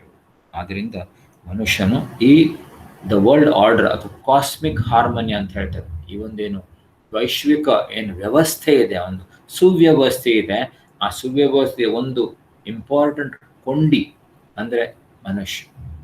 ಅದರಿಂದ ಮನುಷ್ಯನು ಕರ್ಮಯೋಗವನ್ನು ಪರಿಪಾಲನೆ ಮಾಡೋದ್ರಿಂದ ಈ ಸೃಷ್ಟಿ ಚಕ್ರ ಸುಸೂತ್ರವಾಗಿ ನಡೀತದೆ. ಆದ್ದರಿಂದ ಈ 4 ದೃಷ್ಟಿಕೋನಗಳಿಂದ, ಮೊದಲನೇದಾಗಿ ಪರಮೇಶ್ವರನ ಆಜ್ಞೆ ಎಂದು, ಎರಡನೇದಾಗಿ ಯಜ್ಞ ಸ್ವರೂಪವಾಗಿ, ಮೂರನೇದಾಗಿ ಚಿತ್ತಶುದ್ಧಿಗಾಗಿ ಮತ್ತು ನಾಲ್ಕನೇದಾಗಿ ಧರ್ಮದ ಅನುಷ್ಠಾನ, ಸ್ವಧರ್ಮಾನುಷ್ಠಾನಂ, ಅದರ ಸಲುವಾಗಿ ಅವನು ಕರ್ಮಯೋಗವನ್ನು ಮಾಡುವಂಥದ್ದು. ಇನ್ನು ಇದು ಎರಡನೇ ವಿಷಯ ಆಯಿತು. ಮೊದಲನೇ ವಿಷಯ ನಾವು ಪೀಠಿಕೆ ತಗೊಂಡೆವು. ಎರಡನೇ ವಿಷಯದಲ್ಲಿ ಕರ್ಮಯೋಗ ತೆಗೆದುಕೊಂಡು, ಕರ್ಮಯೋಗದಲ್ಲಿ ಕರ್ಮ ಮತ್ತು ಯೋಗದ ಬಗ್ಗೆ ವಿಶಿಷ್ಟ ದೃಷ್ಟಿಕೋನ, ಯಾವ ಕರ್ಮವನ್ನು ಮಾಡಬೇಕು, ಯಾವ ದೃಷ್ಟಿಕೋನದಿಂದ ಮಾಡೋದನ್ನು ತಿಳ್ಕೊಂಡೆವು. ಮತ್ತು ಕರ್ಮಯೋಗವನ್ನು ಯಾಕೆ ಮಾಡಬೇಕು, ನಮ್ಮ ಜೀವನದಲ್ಲಿ ಯಾಕೆ ಅಳವಡಿಸಿಕೊಳ್ಳಬೇಕು ಅನ್ನೋದ್ರ ಬಗ್ಗೆ 4 ದೃಷ್ಟಿಕೋನಗಳನ್ನು ನಾವು, ಈ 4 ದೃಷ್ಟಿಕೋನ ನಮ್ಮ ಸಾಧನೆ ದೃಷ್ಟಿಕೋನದಿಂದ ಹೇಳಲಾಗಿದೆ, ನೆನ್ಪಿಟ್ಕೊಳ್ಳಿ. ಯಾರ್ದೋ ಸಲುವಾಗಿಲ್ಲ. ಇನ್ನು ನಾವು ಜ್ಞಾನಿಯ ಕರ್ತವ್ಯಗಳು ಅಥವಾ ಜ್ಞಾನಿಯ ಕರ್ಮಗಳ ಬಗ್ಗೆ ತಿಳ್ಕೊಂಡು, ಆಕ್ಚುಲಿ ಬಹುತಾಂಶ ಮಂದಿ ನಾವೇನಿದ್ದೇವೆ, ನಾವೇನು ಜ್ಞಾನಿಗಳಾಗಿಲ್ಲ, ನಮ್ಮ ಕರ್ತವ್ಯಗಳು ಏನು ಅಂತ ತಿಳ್ಕೊಳ್ಳಿಕ್ಕೆ. ಆದ್ರೂ ಮುಂದೆ ಜ್ಞಾನಿಗಳಾಗ್ಲಿಕ್ಕಿದ್ದೆ ಆ ಪರಮೇಶ್ವರನ ಕೃಪೆಯಿಂದ. ಒಂದು ಭಾಗ ಆಯಿತು. ಎರಡನೇ ಭಾಗ, ಇದರಲ್ಲಿ ಜ್ಞಾನಿಗಳಲ್ಲದವರೂ ಕೂಡ, ಅಂದ್ರೆ ಅಜ್ಞಾನಿಗಳು ಕೂಡ ತೆಗೆದುಕೊಳ್ಳುವಂತಹ ಪಾಠ ಇದೆ. ಆದ್ರಿಂದ ಇದನ್ನು ಪರಮಾತ್ಮ ಹೇಳ್ತಾನೆ. ಜ್ಞಾನಿಗೆ ಹಾಗೆ ನೋಡ್ಲಿಕ್ಕೆ ಹೋದ್ರೆ ಜ್ಞಾನಿ ಅಂದ್ರೆ ಯಾರು? ಯಾವನು ಕರ್ಮಯೋಗಾಂತರ್ಗತ ಹೋಗಿ ಚಿತ್ತಶುದ್ಧಿ ಮಾಡಿಕೊಂಡಿದ್ದಾನೆ, ಚಿತ್ತ ಏಕಾಗ್ರತೆ ಗಳಿಸಿಕೊಂಡಿದ್ದಾನೆ ಮತ್ತು ಮುಂದೆ ಜ್ಞಾನ ಯೋಗಾಂತರ್ಗತ ಹೋಗಿ ಆತ್ಮಜ್ಞಾನವನ್ನು ಪಡೆದುಕೊಂಡು ಅವನು ಮೋಕ್ಷವನ್ನು, ಜೀವನ್ಮುಕ್ತನಾಗಿದ್ದಾನೆ, ಚಿತ್ತಪ್ರಜ್ಞನಾಗಿದ್ದಾನೆ. ಅಂತಹ ಜ್ಞಾನಿಗೆ ಅವನಿಗೆ ಏನು ಕರ್ಮಗಳಿದ್ದಾವೆ? ಅವನಿಗೆ ಹಾಗೆ ನೋಡ್ಲಿಕ್ಕೆ ಹೋದ್ರೆ ಅವನಿಗೇನು ಕರ್ಮಗಳೇ ಇಲ್ಲ. ಪರಮೇಶ್ವರ ಹೇಳ್ತಾನೆ, ನೈವ ತಸ್ಯ ಕೃತೇನಾರ್ಥೋ ನ ಕೃತೇನೇಹ ಕಶ್ಚನ ನ ಚಾಸ್ಯ ಸರ್ವಭೂತೇಷು ಕಶ್ಚಿದರ್ಥವ್ಯಪಾಶ್ರಯ. ಅವನಿಗೆ ಮಾಡುವಂತಹ ಯಾವ್ದಾದ್ರು ಕರ್ಮವನ್ನು ಮಾಡಿ ಏನು ಪ್ರಯೋಜನವೂ ಇಲ್ಲ. ಅವನಿಗೆ ಕರ್ಮವನ್ನು ಮಾಡದೇ ಇರೋದ್ರಿಂದ ಪ್ರಯೋಜನಗಳಿಲ್ಲ. ಆದ್ದರಿಂದ ಅವನು ಯಾರ ಮೇಲೂ ತನ್ನ ಸ್ವಾರ್ಥಕ್ಕಾಗಿ ಯಾರ ಮೇಲೂ ಅವಲಂಬಿಸಲ್ಲ. ಯಾಕೆಂದ್ರೆ ಯಾವುದು ಗುರಿ ಇದೆಯೋ ಅವನು ಗುರಿ ತಲುಪಿಬಿಟ್ಟಿದ್ದಾನೆ. ಯಾವಾಗ ಅವನು ಸಿದ್ಧನಾಗಿದ್ದಾನೆ ಆಗ ಮತ್ತೆ ಅವನಿಗೆ ಸಾಧನೆ ಮಾಡುವಂಥದ್ದು ಏನೂ ಇಲ್ಲ. ಆದ್ದರಿಂದ ಅವನು ಹಾಗೆ ನೋಡ್ಲಿಕ್ಕೆ ಹೋದ್ರೆ ಅವನು ಜ್ಞಾನಿಗೆ ಮಾಡುವಂಥ ಏನು ಕರ್ಮಗಳೇ ಇಲ್ಲ. ಆದರೂ ಕೂಡ ಪರಮಾತ್ಮ ಹೇಳ್ತಾನೆ, ಸಮಾಜದಲ್ಲಿ ಅವನು ಎಲ್ಲಿ ತನಕ ಇದ್ದಾನೆ ಅಲ್ಲಿಯ ತನಕ ಸಮಾಜ ಅವನನ್ನು ಒಬ್ಬ ಶ್ರೇಷ್ಠ ಅಂತ ಅದನ್ನು ನೋಡ್ತದೆ.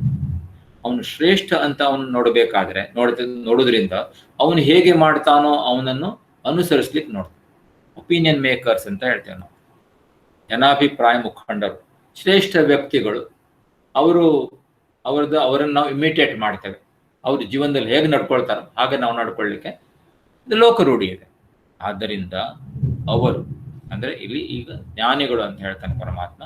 ಜ್ಞಾನಿಗಳು ಅವರಿಗೆ ಅವರ ಸಲುವಾಗಿ ಏನು ಕರ್ಮಗಳ ಅವಶ್ಯಕತೆ ಇಲ್ಲದೇ ಇದ್ರೂ ಕೂಡ ಅವರು ಉಳಿದವರ ಎದುರಿಗೆ ಒಂದು ಆದರ್ಶವನ್ನು ನಿರ್ಮಿಸುವ ಸಲುವಾಗಿ ಅವರು ಕರ್ಮವನ್ನು ಮಾಡಬೇಕು.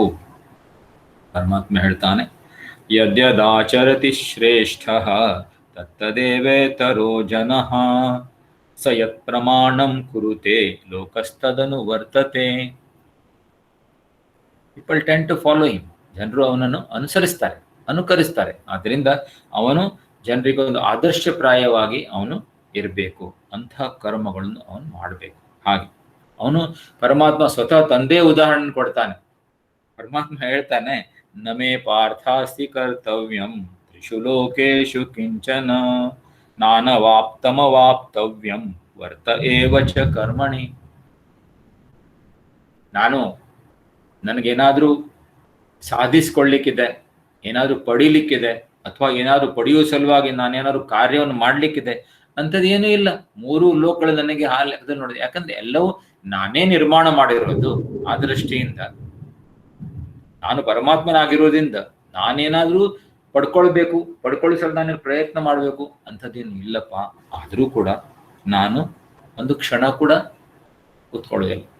ನೋಡಿ, ಕೃಷ್ಣಾವತಾರದಲ್ಲಿ ಎಷ್ಟೊಂದು ಘಟನೆಗಳು. ಕೃಷ್ಣನ ಜನ್ಮದಿಂದ ಹಿಡಿದು ಅವನು ಅಂತರ್ಧಾನ ಆಗುವ ತನಕ, ಅಲ್ಲಿಯ ತನಕ ಎಷ್ಟು ಘಟನೆಗಳು, ತುಂಬಾ ಘಟನೆಗಳು. ಒಂದ್ ಲೆಕ್ಕದಲ್ಲಿ ನೋಡಿದ್ರೆ ಇದ್ರ ಅವಶ್ಯಕತೆ ಇದೆಯೇನು ಪರಮಾತ್ಮನಿಗೆ? ಅವನ ದೃಷ್ಟಿಯಿಂದಲ್ಲ. ಆದ್ರೆ ಅವನು ನಮ್ಮ ಎದುರಿಗೆ ಒಂದು ಆದರ್ಶವನ್ನು ಇಡುವ ಸಲುವಾಗಿ. ಪರಮಾತ್ಮನ ಒಬ್ಬ ಆದರ್ಶ ಇದ್ದ. ಅವನು ಭೂಭಾರ ಹರಣ ಮಾಡಿರುವುದ, ಪರಿತ್ರಾಣಾಯ ಸಾಧೂನಾಂ ವಿನಾಶಾಯ ದುಷ್ಕೃತಾಂ ಧರ್ಮ ಸಂಸ್ಥಾಪನಾರ್ಥಾಯ ಸಂಭವಾಮಿ ಯುಗೆ ಯುಗೆ. ಆ ಒಂದು ಕಾರ್ಯವನ್ನು ತೋರಿಸುವ ಸಲುವಾಗಿ, ಅಥವಾ ಹೇಗೆ ಇರಬೇಕು ಮನುಷ್ಯ, ಅದರಲ್ಲೂ ರಾಮಾವತಾರದಲ್ಲೂ ಹಾಗೆ ಆದರ್ಶ ಪುರುಷ, ಮರ್ಯಾದಾ ಪುರುಷೋತ್ತಮ ಹೇಗಿರಬೇಕು ಅದನ್ನು ಮಾಡಿ ತೋರಿಸಿದ್ದಾನೆ. ಹೀಗೆ ಪರಮಾತ್ಮನ ಸ್ವತಃ ತಂದೆಯ ಉದಾಹರಣೆಯನ್ನು ಕೊಡ್ತಾನೆ. ಇನ್ನು ಜ್ಞಾನಿಗಳು ತಾವು ಪರಮಾತ್ಮನ ಸ್ವರೂಪದಲ್ಲಿ ಸ್ಥಿತರಾಗಿದ್ದರೂ ಕೂಡ ಅವರು ಕೇವಲ ಏನೂ ಕೆಲಸವನ್ನು ಮಾಡದೆ ಆಳ್ಸಿಗಳು ಅಂತ ಅನ್ನೋದಕ್ಕಿಂತ ಅಥವಾ ಅನ್ನಿಸಿಕೊಳ್ಳುವುದಕ್ಕಿಂತ, ಮತ್ತು ಹೀಗೆ ಅವರು ಏನು ಮಾಡೋದಿಲ್ವಲ್ಲ ನಾವ್ಯಾಕೆ ಮಾಡಬೇಕು ಅಂತ ಜನರು ತಪ್ಪು ದಾರಿಗೆ ಹೋಗುವುದಕ್ಕಿಂತ, ಜನರಲ್ಲಿ ಅವರೇನು ಮಾಡಬೇಕು, ತಾವು ಕೂಡ ಆ ವಿಹಿತ ಕಾರ್ಯಗಳನ್ನು ಮಾಡ್ತಾ ಇರಬೇಕು. ಮತ್ತು ಯಾರಾದರೂ ವಿಹಿತ ಕಾರ್ಯಗಳನ್ನೇ ಆಸಕ್ತಿಯಿಂದ ಮಾಡ್ತಾ ಇದ್ದಾರೆ, ಏನಾದರೂ ಪುಣ್ಯ ಫಲಗಳ ಒಂದು ಅಪೇಕ್ಷೆ ಮಾಡ್ತಾ ಇದ್ದಾರೆ, ಅಥವಾ ಇವನ್ ಸಕಾಮವಾಗಿ ಕೆಲವರು ದೇವತಾ ಕಾರ್ಯಗಳನ್ನು ಮಾಡಿದ್ರೂ ಕೂಡ ಮಾಡಲೇ ಅಲ್ಲ. ತಪ್ಪು ಕೆಲಸವನ್ನು ಮಾಡೋದಕ್ಕಿಂತ, ಜನರಿಗೆ ತೊಂದರೆ ಕೊಡೋದಕ್ಕಿಂತ, ಏನಾದರೂ ಮನೆಯಲ್ಲಿ ಒಂದು ಒಳ್ಳೆಯದಾಗಲಿ ಸತ್ಯನಾರಾಯಣ ಕಥೆಯನ್ನು ಮಾಡ್ತಾನೆ, ಗಣಹೋಮವನ್ನು ಮಾಡ್ತಾನೆ, ಮಾಡ್ಲಿ. ಸಾವಕಾಶವಾಗಿ ಸಕಾಮದಿಂದ ಅವನು ನಿಷ್ಕಾಮಕ್ಕೆ ಬಂದಾನೆ. ಮತ್ತು ನಿಷ್ಕಾಮ ಸಾಧನೆ ಮಾಡ್ತಾ ಅವನು ಮೋಕ್ಷದೆಡೆಗೆ ಹೌದಾ. ಇದು ಬಹಳ ಮಹತ್ವವಾಗಿರುವಂಥ ವಿಷಯ. ಆದ್ರಿಂದ ಯಾವನು ಸಕಾಮ ಸಾಧನೆ ಮಾಡ್ತಾನೆ ಅಥವಾ ನಿಷ್ಕಾಮ ಕರ್ಮಗಳಲ್ಲೇ ಜನ್ಮ ಪೂರ್ತಿ ತೊಡಗುತ್ತಾನೆ, ಅಂಥವನ ಮನಸ್ಸಿನಲ್ಲಿ ಒಂದು ಭ್ರಮೆಯನ್ನು, ಬುದ್ಧಿ ಭೇದವನ್ನು ಉಂಟು ಮಾಡಬಾರದು, ಸಂಶಯವನ್ನು ನಿರ್ಮಾಣ ಮಾಡಬಾರದು. ಯಾರು ಜ್ಞಾನಿಗಳು ಅಂತ ಹೇಳ್ತಾನೆ. ಮತ್ತು ತಾನು ಕೂಡ ತನ್ನ ಕಾರ್ಯ ಹೇಗೆ ಮುಂದುವರಿಸಬೇಕು? ಲೋಕ ಸಂಗ್ರಹ ಕಾರ್ಯ, ಈಶ್ವರಿಚ್ಛೆಯಂತೆ ಮಾಡುವಂತಹ ಕರ್ಮ ಅಂತ ಹೇಳ್ಕೊಂಡು ಅವನು, ಜ್ಞಾನಿಯೂ ಕೂಡ ತನ್ನ ಕರ್ಮವನ್ನು ಮುಂದುವರಿಸಬೇಕು. ಡಿಫರೆನ್ಸ್ ಅಷ್ಟೇ, ಜ್ಞಾನಿ ಈಶ್ವರಿಚ್ಛೆ ಲೋಕ ಸಂಗ್ರಹ ಕಾರ್ಯ ಅಂತ ಮಾಡ್ತಾನೆ, ಮತ್ತು ಅಜ್ಞಾನಿ ಚಿತ್ತಶುದ್ಧಿಗಾಗಿ ಕಾರ್ಯವನ್ನು ಮಾಡ್ತಾನೆ. ಇದು ಜ್ಞಾನಿಯು ಮಾಡಬೇಕಾದಂತಹ ಕರ್ಮಗಳ ಬಗ್ಗೆ ಪರಮಾತ್ಮ ಹೇಳ್ತಾ ಇದ್ದಾನೆ. ಇದು ಜ್ಞಾನಿಯ ಸಂದರ್ಭದಲ್ಲಿ ಹೇಳಲಾಗಿದೆ. ಆದರೂ ಕೂಡ ಬಹುತಾಂಶ ನಾವು ಅಜ್ಞಾನಿಗಳೇ, ಆತ್ಮಜ್ಞಾನವನ್ನು ಪ್ರಾಪ್ತ ಮಾಡಿಕೊಂಡಿಲ್ಲ. ಆದರೆ ತಮ್ಮ ಒಂದು ಸಮಾಜದಲ್ಲಿರುವ ಒಂದು ವಿಶಿಷ್ಟ ಒಂದು ಸ್ಥಾನವನ್ನು ಅಲಂಕರಿಸಿದ್ದೇವೆ. ಆವಾಗ ಜನರು ಅಂತಹ ಒಂದು ಶ್ರೇಷ್ಠವಾದ ವ್ಯಕ್ತಿಗಳನ್ನು ಅನುಕರಣೆ ಮಾಡ್ತಾರೆ. ಆದ್ರಿಂದ ಆ ಶ್ರೇಷ್ಠ ವ್ಯಕ್ತಿಗಳು ತಮ್ಮ ಜೀವನವನ್ನು ಪರಿಶುದ್ಧ ಇಟ್ಕೊಳ್ಬೇಕು, ಆದರ್ಶವಾಗಿ ಇಟ್ಕೊಳ್ಬೇಕು. ಮುಖ್ಯವಾಗಿ ತಂದೆ, ತಾಯಿ, ಗುರುಗಳು ಮತ್ತು ರಾಜರು, ಈ 4 ಭಾಗಗಳೇನಿದೆ, ಈ ಏನು ಜೀವನದಲ್ಲಿ ಈ 4 ಅಂಗಗಳೇನಿದ್ದಾವೆ, ತಾಯಿ, ತಂದೆ, ಗುರು ಮತ್ತು ರಾಜ, ಇವರು ಇತರರಿಗೆ ಆದರ್ಶರು. ತಂದೆ ತಾಯಿಯರನ್ನು ಮಕ್ಕಳು ಆದರ್ಶ ಅಂತ ತಿಳ್ಕೊಳ್ತಾರೆ, ಅವರಿಗೆ ಅವರೇ ಆದರ್ಶ. ಆಮೇಲೆ ಗುರುಗಳು ಶಿಷ್ಯರಿಗೆ ಆದರ್ಶ, ಗುರುವಿನಂತೆ ಶಿಷ್ಯ ಅಂತ ಹೇಳ್ತಾರೆ. ಆಮೇಲೆ ರಾಜ ಎಲ್ಲ ಪ್ರಜೆಗಳಿಗೆ, ಯಥಾ ರಾಜ ತಥಾ ಪ್ರಜಾ. ಆದ್ರಿಂದ ಇವರೆಲ್ಲರೂ ಶಾಸ್ತ್ರವಿಹಿತ ಕರ್ಮಗಳನ್ನು ತಾವು ಮಾಡ್ತಾ ಮಾಡ್ತಾ ಇತರರಿಗೂ ಕೂಡ ಅವರು ಆದರ್ಶಪ್ರಾಯರಾಗಿರ್ಬೇಕು ಅಂತ ಶ್ರೀಕೃಷ್ಣ ಪರಮಾತ್ಮ ಹೇಳ್ತಾನೆ. ಇನ್ನು ಮುಂದೆ 30ರಿಂದ 35 ಶ್ಲೋಕಗಳಲ್ಲಿ ಕರ್ಮಯೋಗದ ಮರ್ಮವನ್ನು ಹೇಳ್ತಾನೆ. ಅದರಲ್ಲೂ ಮುಖ್ಯವಾಗಿ 30ನೇ ಶ್ಲೋಕ ತುಂಬಾ ಶ್ರೇಷ್ಠವಾದ, ಈ ಒಂದು ಅಧ್ಯಾಯದಲ್ಲೇ ಅತ್ಯಂತ ಮುಖ್ಯವಾದಂಥ ಶ್ಲೋಕ. ಮಯಿ ಸರ್ವಾಣಿ ಕರ್ಮಾಣಿ ಸನ್ಯಸ್ಯಾಧ್ಯಾತ್ಮ ಚೇತಸಾ ನಿರಾಶೀರ್ನಿರ್ಮಮೋ ಭೂತ್ವಾ ಯುದ್ಧಸ್ವ ವಿಗತ ಜ್ವರಃ. ಪರಮಾತ್ಮ ಇದರಲ್ಲಿ 5 ಅಂಶಗಳನ್ನು ಹೇಳ್ತಾನೆ. ಯಾವ 5 ಅಂಶಗಳನ್ನು ಅಳವಡಿಸಿಕೊಳ್ಳೋದ್ರಿಂದ, 5 ಪಾಯಿಂಟ್ಸ್ ಪ್ರೋಗ್ರಾಮ್, ಯಾವ 5 ಅಂಶಗಳನ್ನು ಅಳವಡಿಸಿಕೊಂಡು ಕರ್ಮ ಯೋಗವನ್ನು ಸಾಧಿಸಬಹುದು, ಯಾವ 5 ಅಂಶಗಳನ್ನು ಅಳವಡಿಸಿಕೊಳ್ಳುವುದರಿಂದ ಕರ್ಮಯೋಗಿ ಆಗಬಹುದು, ಈ 5 ಅಂಶಗಳನ್ನು ಹೇಳ್ತಾನೆ. ಮೊದಲನೇದಾಗಿ ಅಧ್ಯಾತ್ಮ ಚೇತಸ.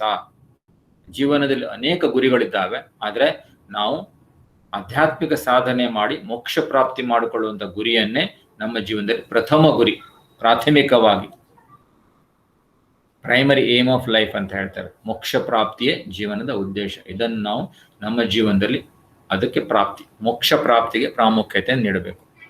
ಹಾಗೆ ನೋಡ್ಲಿಕ್ಕೆ ಹೋದ್ರೆ ನಮ್ಮ ಜಾನಪದದಲ್ಲಿ ಕೂಡ ಇದೆ. ಇಂದು ನಾವು ಹಣ ಗಳಿಸ್ಲಿಕ್ಕೆ ಹೆಚ್ಚು ಮಹತ್ವ ಕೊಡ್ತಾ ಇದ್ದೇವೆ ಬರೇ, ಆದ್ರೆ ಮಾತಾಡ್ಬೇಕಾದ್ರೆ ಏನು ಹೇಳ್ತೇವೆ, ಉಪಜೀವಿಕೆಗಾಗಿ ಏನು ಮಾಡಿಕೊಂಡಿದ್ದಾನಪ್ಪ ಅವನು ಅಂತ ಹೇಳ್ತೇವೆ. ಅಂದ್ರೆ ಚರಿತಾರ್ಥಕ್ಕಾಗಿ ಧನವನ್ನು ಸಂಪಾದಿಸುವುದು ಉಪಜೀವಿಕೆ ಅಂತ ಹೇಳ್ತೇವೆ, ನೆನಪಿಟ್ಕೊಳ್ಳಿ. ಅದನ್ನು ಮುಖ್ಯ ಜೀವನ ಅಂತ ಹೇಳುದು. ಮುಖ್ಯ ಜೀವನ ಅರ್ಥಗರ್ಭಿತವಾಗಿ ನೋಡ್ಲಿಕ್ಕೆ ಹೋದ್ರೆ ಆಧ್ಯಾತ್ಮಿಕ ಸಾಧನೆ ಮಾಡಿ ಮೋಕ್ಷ ಪ್ರಾಪ್ತಿ ಮಾಡ್ಕೊಳ್ಳೋದೇ. ಆದರೆ ಎಲ್ಲೋ ನಾವು ಅದನ್ನು ಮರ್ತಿದ್ದೇವೆ. ಅದರಿಂದ ಪರಮಾತ್ಮ ಹೇಳ್ತಾನೆ, ನಮ್ಮ ಜೀವನದಲ್ಲಿ ಮುಖ್ಯ ಜೀವನ ಮೋಕ್ಷ ಪ್ರಾಪ್ತಿಗಾಗಿ ಇರಲಿ, ಅಂದ್ರೆ ಸತತವಾಗಿ ಅದರ ಕಡೆ ಲಕ್ಷ್ಯ ಇರಲಿ. ಯಾಜ್ಞವಲ್ಕ್ಯ ಮಹರ್ಷಿಗಳು ಗಾರ್ಗಿಗೆ ಹೇಳ್ತಾರೆ ಬೃಹದಾರಣ್ಯಕ ಉಪನಿಷತ್ನಲ್ಲಿ, ಯಾವ ವ್ಯಕ್ತಿಯು ಆತ್ಮೋನ್ನತಿಯನ್ನು ಮಾಡಿಕೊಳ್ಳದೇನೆ, ಆತ್ಮಜ್ಞಾನವನ್ನು ಪಡೆದುಕೊಳ್ಳದೇನೆ ಅವನು ಈ ಲೋಕವನ್ನು ಬಿಟ್ಟು ಹೋಗ್ತಾನ, ಅವನು ಕೃಪಣನು ಅಂತ. ಆಚಾರ್ಯರು ವಿವೇಕ ಚೂಡಾಮಣಿ ಹೇಳ್ತಾರೆ, ಯಾವನಿಗೆ ವೇದಾಧ್ಯಯನ ಮಾಡಲಿಕ್ಕೆ ಅಥವಾ ಪುರುಷತ್ವ ಇದೆ, ವೇದಾಧ್ಯಯನ ಮಾಡುವಂಥ ಒಂದು ಕೆಪಾಸಿಟಿ ಇದೆ, ಆದರೂ ಕೂಡ ಅವನು ಮೋಕ್ಷ ಪ್ರಾಪ್ತಿಗೆ ಪ್ರಯತ್ನ ಮಾಡೋದಿಲ್ವೋ, ಅದು ಆತ್ಮಹತ್ಯೆಯೇ ಸರಿ ಅಂತ ಹೇಳ್ತಾರೆ. ಅದರಿಂದ ಜೀವನದ ಅತ್ಯಂತ ಪ್ರಮುಖವಾದಂಥ ಉದ್ದೇಶ, ಗುರಿ ಮೋಕ್ಷ ಪ್ರಾಪ್ತಿ. ಅದನ್ನು ನಾವು ಠರಾಯಿಸಬೇಕು, ನಾವು ಅದನ್ನು ಇಟ್ಕೊಳ್ಬೇಕು.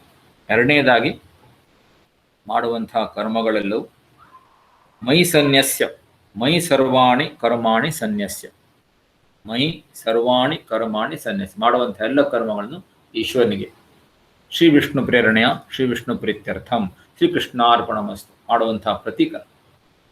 ಪ್ರಾರಂಭದಲ್ಲಿ ಮಾಡಿದ ನಂತರ ನಾವು ಅದನ್ನು ಒಪ್ಪಿಸ್ತೇವೆ. ಮುಂದಿನ ಹಂತದಲ್ಲಿ ಮಾಡ್ತಾನೆ ಮಾಡುವಂತಹ ಕರ್ಮಗಳು ಈಶ್ವರಿಚ್ಛೆಯಿಂದ ಆಗಬೇಕು, ಈಶ್ವರಾರ್ಪಣ ಬುದ್ಧಿಯಿಂದ ಆಗಬೇಕು. ಇದು ಬಹಳ ಮುಖ್ಯ. ಮೂರನೇದಾಗಿ ನಿರಾಶಿ, ಕರ್ಮಫಲದ ಬಗ್ಗೆ ವ್ಯಾಮೋಹ ಬೇಡ. ಮಾ ಕರ್ಮಫಲ ಹೇತುರ್ಭೂಹು, ನಾವು ಕರ್ಮಫಲಕ್ಕೆ ಈಡಾಗೋದು ಬೇಡ, ಕರ್ಮಫಲವನ್ನು ಅಪೇಕ್ಷಿಸುವುದು ಬೇಡ. ಕರ್ಮಫಲದ ಬಗ್ಗೆ ನಮಗೆ ಆಸಕ್ತಿ ಅಥವಾ ಫಲಾಪೇಕ್ಷೆ ಇರದೇ ಇರಲಿ. ಯಾಕಂದ್ರೆ ಕರ್ಮಫಲ ನಮ್ಮ ಕೈಯಲ್ಲಿಲ್ಲ. ಕರ್ಮವನ್ನು ಮಾಡುವಂತಹ ಒಂದು ಭಾಗ ಪುರುಷಾರ್ಥ, ಅದು ಮಾತ್ರ ನಮ್ಮ ಕೈಯಲ್ಲಿದೆ. ಉಳಿದೆಲ್ಲವುಗಳು ಎಕ್ಸ್ಟರ್ನಲ್ ಫ್ಯಾಕ್ಟರ್ಸ್ ಏನು ಹೇಳ್ತೇವೆ, ಅದಕ್ಕೆ ನಾವು ದೈವಂ ಅಂತ, ಆಲ್ ಎಕ್ಸ್ಟರ್ನಲ್ ಫ್ಯಾಕ್ಟರ್ಸ್ ಕಲೆಕ್ಟಿವ್ಲಿ ನಾವು ದೈವಂ ಅಂತ ಹೇಳ್ಬೋದು. ಈ ದೈವಂ ನಮ್ಮ ಕೈಯಲ್ಲಿ. ಆದ್ರಿಂದ ನಮ್ಮ ಕರ್ಮಕ್ಕೆ ಯಾವ ಫಲ, ಯಾವಾಗ, ಎಷ್ಟು, ಯಾವ ಪ್ರಮಾಣದಲ್ಲಿ ಸಿಗಬಹುದು, ಇದು ನಮ್ಮ ಮೇಲೆಯೇ ಮಾತ್ರ ಅವಲಂಬಿಸಿಲ್ಲ. ಆದ್ರಿಂದ ಅವಾಗ ಹೇಳ್ದಂಗೆ ಪಾಲಿಗೆ ಬಂದಿದ್ದು ಪಂಚಾಮೃತ. ಕರ್ಮದ ಫಲ ಬಗ್ಗೆ ತಲೆ ಕೆಡಿಸ್ಕೊಳ್ಳದೇನೆ, ಯಾವಾಗ ಏನು ಬರ್ತದೆ ಅದನ್ನು ನಾವು ಈಶ್ವರ ಪ್ರಸಾದ ಬುದ್ಧಿಯಿಂದ ನಾವು ಸ್ವೀಕರಿಸ್ತಾ ಹೋಗ್ಬೋದು. ಇದು ನಿರಾಶೀಹಿ ಅಧ್ಯಾತ್ಮ ಚೇತಸ ಮಯಿ ಸರ್ವಾಣಿ ಕರ್ಮಾಣಿ ಸನ್ಯಾಸ ನಿರಾಶಿ. ಈ 5 ಶಬ್ದಗಳ 5 ಕಾನ್ಸೆಪ್ಟ್ಸ್ ಅನ್ನು ಪರಮೇಶ್ವರ ಹೇಳ್ತಾನೆ. 4ನೇದಾಗಿ ನಿರ್ಮಮಃ, ಮಮಕಾರ ಬೇಡ, ಕರ್ಮದಲ್ಲೂ ಮಮಕಾರ ಬೇಡ, ಈ ಫಲ ನನ್ನಿಂದಲೇ ಪ್ರಾಪ್ತಿ ಆಯಿತು ಅನ್ನುವಂಥ ಅಹಂಕಾರ ಕೂಡ ಬೇಡ, ಅಥವಾ ಎಲ್ಲವೂ ಪ್ರಾರಬ್ಧಾನುಸಾರನೇ ಆಗ್ತದೆ ಅನ್ನುವಂಥ ಒಂದು ಪ್ರಾರಬ್ಧದ ಮೇಲಿನ ಆ ಥರ ಫೆಟಲಿಸ್ಟಿಕ್ ಆಟಿಟ್ಯೂಡ್ ಅಂತ ಅದನ್ನೂ ಬೇಡ. ಇದರಿಂದ ನಾವು let there not humility in success. ಏನಾದರೂ ಬಂದ ಕೂಡಲೇ ಅದು ಪರಮೇಶ್ವರನ ಒಂದು ಪ್ರಸಾದ ಇದೆ, ಪರಮೇಶ್ವರನ ಅನುಗ್ರಹ ಇದೆ, ಗುರುಗಳ ಅನುಗ್ರಹ ಇದೆ, ಪರಮೇಶ್ವರ ಅನುಗ್ರಹ ನಮಗೆ ಸಿಕ್ತು ಅನ್ನುವಂಥ ವಿಚಾರ. ಮತ್ತು ಏನಾದರೂ ಅಪಯಶ ಪ್ರಾರಬ್ಧಾನುಸಾರ ಅಥವಾ ಯಾವುದೇ ಕಾರಣ ಅಪಯಶ ಬಂದರೂ ಕೂಡ ಅದನ್ನು ನಾವು ಸ್ವೀಕರಿಸುವಂಥ, ಕುಗ್ಗದೇನೆ ಸಂತಸದಿಂದ ಬಂದಾಗ ಹಿಗ್ಗುದು ಬೇಡ. ಸುಖೇಶು ಅನುದ್ವಿಗ್ನ ಮನಃ ಸುಖೇಶು ವಿಗತ ಸ್ಪೃಹ, ಆ ರೀತಿಯ ಒಂದು ಭಾವ. ಅದಕ್ಕೆ ನಿರಾಶೀಹಿ ಅಂತ ಹೇಳ್ತಾನೆ. ಅಂದರೆ ಕರ್ಮದ ಫಲವನ್ನು ಅಪೇಕ್ಷಿಸದಿರುವಂಥದ್ದು, ಅಥವಾ ಇಂಥದೇ ಕರ್ಮ ಫಲ ಬೇಕು ಅನ್ನೋದನ್ನು ನಾವು ಮನಸ್ಸಲ್ಲಿ ಇಟ್ಕೊಳ್ಳದೇ ಇರುವಂಥದ್ದು. ಇನ್ನು ವಿಗತ ಜ್ವರ, ವೀತರಾಗ ಭಯ ಕ್ರೋಧ ಅಂತ, ಹಾಗೆ ಮನಸ್ಸಿನಲ್ಲಿರುವಂಥ ಯಾವುದೇ ಘಟನೆಗಳು ನಡೆದಾಗ ನಮ್ಮ ಜೀವನದಲ್ಲಿ ಅದಕ್ಕೆ ನಮ್ಮದು ರಿಯಾಕ್ಷನ್ ಹೇಗಿರಬೇಕು, ಆದಷ್ಟು ಕಮ್ಮಿ. ಯಾವಾಗ ನಾವು ಈಶ್ವರಾರ್ಪಣ ಬುದ್ಧಿಯನ್ನು ಕರ್ಮ ಮಾಡ್ತೇವೆ, ಈಶ್ವರ ಪ್ರಸಾದ ಭಾವದಿಂದ ಯಾವಾಗ ನಾವು ಫಲವನ್ನು ಸ್ವೀಕರಿಸ್ತೇವೆ, ಆವಾಗ ಆಟೋಮೆಟಿಕಲಿ ಇದು ಘಟಿಸ್ತದೆ. ಸಾವಕಾಶವಾಗಿ ನಮ್ಮ ಜೀವನದಲ್ಲಿ ಏನು ಘಟನೆಗಳು ನಡೀತವೆ ಅದಕ್ಕೆ ನಮ್ಮ ರಿಯಾಕ್ಷನ್ ಕಮ್ಮಿ ಆಗ್ತಾ ಹೋಗ್ತದೆ. ಅದರಿಂದ ನಾವು ಆದಷ್ಟು ಆಂತರಿಕವಾಗಿ ಮನಸ್ಸನ್ನು ಶಾಂತವಾಗಿ ಇಟ್ಕೊಳ್ಳಿಕ್ಕೆ ಪ್ರಯತ್ನ ಮಾಡ್ತೀವಿ. ಹೀಗೆ ಮಾಡೋದ್ರಿಂದ ಅಂದರೆ ಈ ರೀತಿಯ ಒಂದು ಈ 5 ಅಂಶಗಳನ್ನು ಜೀವನದಲ್ಲಿ ಅಳವಡಿಸಿಕೊಳ್ಳೋದ್ರಿಂದ ಅಧ್ಯಾತ್ಮ ಚೇತಸ ಅಂದರೆ ನಾವು ಆಧ್ಯಾತ್ಮಿಕ ಮೋಕ್ಷ ಪ್ರಾಪ್ತಿಯೇ ಜೀವನದ ಪ್ರಥಮ ಉದ್ದೇಶ ಮಾಡಿಕೊಳ್ಳೋದು. ಅದಕ್ಕಾಗಿ ಎಲ್ಲ ಕರ್ಮಗಳನ್ನು ಈಶ್ವರನಿಗೆ ಅರ್ಪಣೆ ಮಾಡೋದು. ಫಲದ ಬಗ್ಗೆ ಅಪೇಕ್ಷೆ ಇಟ್ಕೊಳ್ಳದೆ, ಏನು ಫಲ ಬರುತ್ತೆ, ಅಪೇಕ್ಷೆ ಅಂದರೆ ಆಗ್ರಹ, ನಾನು ಹೇಳ್ತಾ ಇರೋದು. ಫಲ ಬಂದೇ ಬರುತ್ತೆ, ನಮ್ಗೆ ಅಪೇಕ್ಷೆ ಇರಲಿ ಬಾರ್ದಿಲ್ಲ, ಆದರೆ ಅದು ಇಂಥದೇ ಬರಬೇಕು ಅನ್ನೋದು ಆಗ್ರಹ, ಅದು ಪೂರ್ವಾಗ್ರಹ ಇಟ್ಕೊಳ್ಳೋದೇನೆ. ಪಾಲಿಗೆ ಬಂದಿದ್ದೆಲ್ಲ ಬರಲಿ ಅನ್ನುವಂಥ ಒಂದು ಆಟಿಟ್ಯೂಡ್ ಇಟ್ಕೊಳ್ಳೋದು. ಆಮೇಲೆ ವಿಗತ ಜ್ವರ ಅಂದರೆ ಯಾವುದೇ ಒಂದು ಅದಕ್ಕೊಂದು ರಿಯಾಕ್ಷನ್ ಬೇಡ. ಹೇಗೆ ನಾವು ಅದನ್ನು ಸ್ವೀಕರಿಸ್ತೇವೆ ಆ ರೀತಿ ನಾವು ಸ್ವೀಕರಿಸ್ತಾ ಹೋಗ್ಬೋದು. ಮತ್ತು ಈ ರೀತಿ ಒಂದು 5 ಅಂಶಗಳು ಮತ್ತು ಯಾವುದು ಜೀವನದಲ್ಲಿ ಘಟಿಸ್ತಾ ಇದೆ ಅದರ ಬಗ್ಗೆ ನಾನು ಮಾಡಿದೆ ಅನ್ನೋಂಥ ಅಹಂಕಾರ, ಇದನ್ನು ಬಿಟ್ಕೊಂಡು ನಾವು ಯಾವಾಗ ಈ 5 ಅಂಶಗಳ ಕಾರ್ಯಕ್ರಮವನ್ನು ನಮ್ಮ ಜೀವನದಲ್ಲಿ ಅಳವಡಿಸ್ಕೊಳ್ತೇವೆ, ಆವಾಗ ನಾವು ಕರ್ಮಯೋಗಗಳ ಆಗ್ತೇವೆ. ಅದರಿಂದ ಏನಾಗ್ತದೆ, ಅವನು ಆ ವ್ಯಕ್ತಿ ಕರ್ಮ ಬಂಧನದಿಂದ ಅವನು ಮುಕ್ತನಾಗ್ತಾನೆ. ಏಮೇ ಮತಮಿದಂ ನಿತ್ಯಂ ಅನುತಿಷ್ಠಂತಿ ಮಾನವಾಃ ಶ್ರದ್ಧಾವಂತೋ ನ ಸೂಯಂತೋ ಮುಚ್ಯಂತೆ ತೇ ಕರ್ಮಭಿಃ. ಹೀಗೆ ದೋಷದೃಷ್ಟಿರಹಿತನಾಗಿ ಶ್ರದ್ಧಾವಂತನಾಗಿ ಅವನೇನು ಕರ್ಮಯೋಗವನ್ನು ಆಚರಿಸ್ತಾನೆ, ಕರ್ಮವನ್ನು ಆಚರಿಸ್ತಾನೆ, ಅದರಿಂದ ಅವನು ಕರ್ಮ ಬಂಧನದಿಂದ ಮುಕ್ತನಾಗ್ತಾನೆ ಅಂತ ಶ್ರೀಕೃಷ್ಣ ಪರಮಾತ್ಮ ಹೇಳ್ತಾನೆ. ಒಂದು ವೇಳೆ ಕರ್ಮಯೋಗದ ಪ್ರಕಾರ ಅವನು ಹೋಗದೇ ಇದ್ರೆ ಅವನು ಅವಸಾನಗೊಳ್ತಾನೆ, ಅವನು ನಷ್ಟನಾಗ್ತಾನೆ, ಮೋಹಿತನಾಗಿ ನಷ್ಟನಾಗ್ತಾನೆ. ಮತ್ತು ಅನುಷ್ಠಾನ ಬಹಳ ಮುಖ್ಯವಾಗಿರುವಂತಹದ್ದು, ಬಹಳ ಪ್ರಚಲಿತವಾದಂತಹ ಒಂದು ಶ್ಲೋಕ.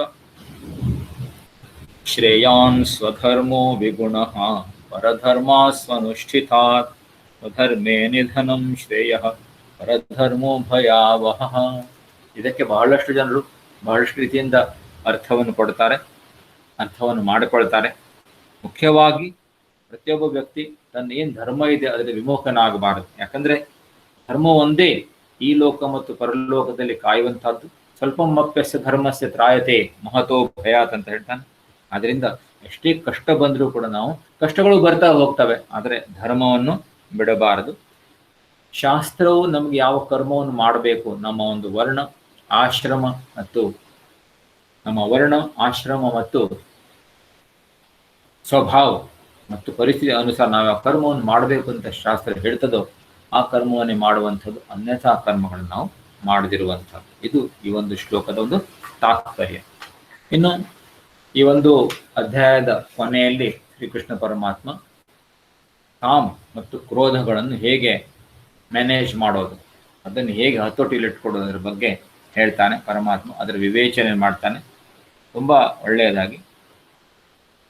ಮುಖ್ಯವಾಗಿ ಕಾಮ ಅಂದರೆ ಲೌಕಿಕದಲ್ಲಿ ಹೆಚ್ಚಿನ ಆಸಕ್ತಿಯನ್ನು ಇಟ್ಕೊಳ್ಳುವುದು ಅದು ಕಾಮ. ಯಾವಾಗ ಕಾಮ ಪೂರ್ತಿ ಆಗೋದಿಲ್ಲೋ ಅದು ಕ್ರೋಧವಾಗ್ತದೆ. ಆ ಲೆಕ್ಕದಲ್ಲಿ ನೋಡ್ಲಿಕ್ಕೆ ಹೋದ್ರೆ ಕಾಮ ಪೂರ್ತಿ ವರ್ಜಿತ ಅಂತನೂ ಅಲ್ಲ. ಯಾಕಂದ್ರೆ ನಮ್ಮ 4 ಪುರುಷಾರ್ಥಗಳು ಧರ್ಮ, ಅರ್ಥ, ಕಾಮ ಮತ್ತು ಮೋಕ್ಷ, ಅರ್ಥ ಮತ್ತು ಕಾಮಗಳಿದ್ದಾವೆ. ಆದರೆ ಅರ್ಥ ಮತ್ತು ಕಾಮಗಳಲ್ಲಿಯೇ ತೊಡಗುವುದು ಇದು ಅರ್ಥವಿಹೀನವಾಗಿರುವುದು. ಆದ್ದರಿಂದ ಅವುಗಳಿಗೆ ಎಷ್ಟು ಮಹತ್ವ ಮತ್ತು ಅವುಗಳ ಒಂದು ಸತ್ಯಾಸತ್ಯತೆಯನ್ನು ಅರ್ಥ ಮಾಡೋದು, ಆಬ್ಜೆಕ್ಟಿವಿಟಿ ಅಂತ ಹೇಳ್ತೀವಿ, ಎಷ್ಟಕ್ಕೆ ಯಾವುದಕ್ಕೆ ಎಷ್ಟು ಮಹತ್ವ ನೀಡಬೇಕು ಅನ್ನೋದನ್ನು ತಿಳ್ಕೊಂಡು ವಿವೇಕ ಬುದ್ಧಿಯಿಂದ ನಡ್ಕೊಳ್ಬೇಕು. ಯಾಕಂದ್ರೆ ಕರ್ಮದ ಸಂದರ್ಭದಲ್ಲಿ ಹೇಗೆ ಎಷ್ಟೇ ಕಾಮದ ಸಂದರ್ಭದಲ್ಲಿ ಹೇಗೆ ಎಷ್ಟೇ ಕಾಮಗಳನ್ನು ಪೂರ್ಣ ಮಾಡಲಿಕ್ಕೆ ಪ್ರಯತ್ನ ಮಾಡಿದ್ರು ಕೂಡ ಕಾಮವು ಎಂದೂ ಪೂರ್ಣ ಆಯಿತು ಅಂತ ಇಲ್ಲ. ಕಾಮವನ್ನು ಪೂರ್ಣ ಮಾಡಲಿಕ್ಕೆ ವಿಷಯ ಭೋಗದಲ್ಲಿ ತೊಡಗುವುದು ಅಂದ್ರೆ ಬೆಂಕಿಯನ್ನು ನಂದಿಸ್ಲಿಕ್ಕೆ ಅದರಲ್ಲಿ ಕಟ್ಟಿಗೆಯನ್ನು ಹಾಕದಂಗೆ. ಬೆಂಕಿಯನ್ನು ನಂದಿಸ್ಲಿಕ್ಕೆ ಅದರಲ್ಲಿ ಕಟ್ಟಿಗೆಯನ್ನು ನಾವು ಹೆಚ್ಚು ಹೆಚ್ಚು ಹಾಕ್ತಾ ಹೋದ್ರೆ ಏನಾಗ್ಬೋದು, ಆ ಒಂದು ಅಗ್ನಿಯು ಹೆಚ್ಚಾಗ್ತಾ ಹೋಗ್ತದೆ ಹೊರತು ಅಗ್ನಿಯ ಜ್ವಾಲೆಗಳು ಕಡಿಮೆ ಆಗೋದಿಲ್ಲ. ಹಾಗೇನೆ ಕಾಮದಿಂದ ವಿಷಯ ಭೋಗವನ್ನು ಮಾಡ್ತಾ ಹೋದ್ರೆ ಅದು ಕಾಮ ಇನ್ನೂ ಹೆಚ್ಚಾಗ್ತಾ ಹೋಗ್ತದೆ. ಯಾಕಂದ್ರೆ ಕಾಮ ಇದು ಬಹಳ ದುಷ್ಟವಾಗಿದೆ, ಮನುಷ್ಯನ ಕಡುವೈರಿಯಾಗಿದೆ, ಮತ್ತು ಅದನ್ನು ನಾವು ಸಾಮಾನ್ಯವಾಗಿ ಅದನ್ನು ಇಟ್ಕೊಳ್ಳಿಕ್ಕೆ ಆಗೋದಿಲ್ಲ ಅಂತ ಶ್ರೀಕೃಷ್ಣ ಪರಮಾತ್ಮ ಹೇಳ್ತಾನೆ. ಯಾಕಂದ್ರೆ ಅದು ಇಂದ್ರಿಯಗಳನ್ನು ಮತ್ತು ಮನಸ್ಸು ಮತ್ತು ಬುದ್ಧಿಯನ್ನು ಆವರಿಸ್ತದೆ, ಜ್ಞಾನವನ್ನೇ ಆವರಿಸ್ತದೆ. ಅದಕ್ಕೆ 3 ಉದಾಹರಣೆ ಕೊಟ್ಟಿದ್ದಾನೆ, ಹೇಗದು ನಮ್ಮ ಮೇಲೆ ಆವರಣ ತಂದು ಬರ್ತದೆ. ಮೊದಲನೇದಾಗಿ ಹೊಗೆ ಹೇಗೆ ಬೆಂಕಿಯನ್ನು ಆವರಿಸ್ತದೋ, ಎರಡನೇದಾಗಿ ಕೊಳೆ ಹೇಗೆ ಕನ್ನಡಿನ ಆವರಿಸ್ತದೋ, ಮೂರನೇದಾಗಿ ಜರ ಎಂಬ ಪೊರೆಯು ಗರ್ಭವನ್ನು ಹೇಗೆ ಆವರಿಸ್ತದೋ, ಹಾಗೆ ಅದು ಜ್ಞಾನವನ್ನೇ ಆವರಿಸಿ ಬುದ್ಧಿಯನ್ನು ಮಂಕು ಮಾಡ್ತದೆ. ಆದ್ದರಿಂದ ಇದರ ಬಗ್ಗೆ ನಾವು ಬಹಳ ಕಾಳಜಿಯಿಂದ ಇರಬೇಕು. ಲೌಕಿಕದಲ್ಲಿ ಅತಿಯಾದ ಆಸಕ್ತಿಯಿಂದಲೇ ಕಾಮ ನಿರ್ಮಾಣ ಆಗೋದು. ಕಾಮ ಪೂರ್ತಿಯಾಗದೇ ಇದ್ರೆ ಕ್ರೋಧ ಮತ್ತು ಇದು ಕಾಮ ಮತ್ತು ಕ್ರೋಧಗಳು ರಜೋಗುಣದ ಪ್ರತೀಕವಾಗಿವೆ ಅಂತ ಪರಮಾತ್ಮ ಹೇಳ್ತಾನೆ. ಆದ್ದರಿಂದ ಮುಖ್ಯವಾಗಿ ಇದರ ಒಂದು ನಾವು ಅನಾಲಿಸಿಸ್ ಮೀಮಾಂಸೆ ಮಾಡಿದಾಗ ಅರ್ಥವಾಗುವುದೇನು, ಜೀವಾತ್ಮನು ಪರಮಾತ್ಮನೇ, ಓಂ ಪೂರ್ಣಮದ ಪೂರ್ಣಮಿದಂ, ಜೀವಾತ್ಮನು ಪೂರ್ಣನೇ. ಆದರೆ ಆತ್ಮಸ್ವರೂಪದ ಅರಿವು ಇಲ್ಲದೇ ಇರುವುದರಿಂದ, ಜೀವತ್ವ ಧಾರಣೆ ಮಾಡಿರುವುದರಿಂದ, ದೇಹಾಭಿಮಾನವನ್ನು ಬೆಳೆಸ್ಕೊಂಡಿರೋದ್ರಿಂದ ಅವನಿಗೆ ಅಪೂರ್ಣತ್ವದ ಉಂಟಾಗ್ತದೆ. ಪೂರ್ಣತ್ವದ ಅಜ್ಞಾನದಿಂದ ಅಪೂರ್ಣತ್ವ ಭಾಸವಾಗ್ತದೆ. ಯಾರಿಗೆ? ಜೀವನಿಗೆ. ಅಪೂರ್ಣತ್ವದಿಂದ ಏನು ಭಾವ ಇದೆ, ಅಪೂರ್ಣತ್ವದ ಭಾವ ಅಂದ್ರೆ ಅಭಾವ, ಕೊರತೆ, ಸೆಲ್ಫ್ ಇನ್ಅಡಕ್ವೆಸಿ ಅಂತ ಹೇಳ್ತಾರೆ. ತನ್ನಲ್ಲಿ ಏನೋ ಕೊರತೆ ಇದೆ ಅನ್ನುವುದರ ಒಂದು ಅವನಿಗೆ ಭಾಸ ಆಗ್ತದೆ. ಅದು ಸುಖದ ಕೊರತೆ ಇರಬಹುದು, ಮಕ್ಕಳಿಲ್ಲದೆ ಇರೋ ಕೊರತೆ ಇರಬಹುದು, ಅಥವಾ ನನ್ಗೆ ಬುದ್ಧಿ ಕಡಿಮೆ ಇದೆ ಅನ್ನೋ ಕೊರತೆ. ಎಲ್ಲ ಇದ್ದವರು ಕೂಡ ನನಗೆ ಇನ್ನೂ ಒಳಗಿನಿಂದ ಏನೋ ಒಂಥರ ಕೊರತೆಯ ಒಂದು ಭಾವ ಅನ್ನಿಸ್ತಾ ಇದೆ ಅಂತ ಹೇಳ್ತಾರೆ. ಬಹಳ ಕಡೆ ಹೇಳ್ತಾರೆ ಆ ಕೊರತೆ ಅನ್ನೋದು ಏನಂತಾನೆ ಗೊತ್ತಿಲ್ಲ. ಅದು ಅಜ್ಞಾನ ಜನ್ಯವಾಗಿರುವಂತಹ ಅಪೂರ್ಣತೆಯ ಭಾವ.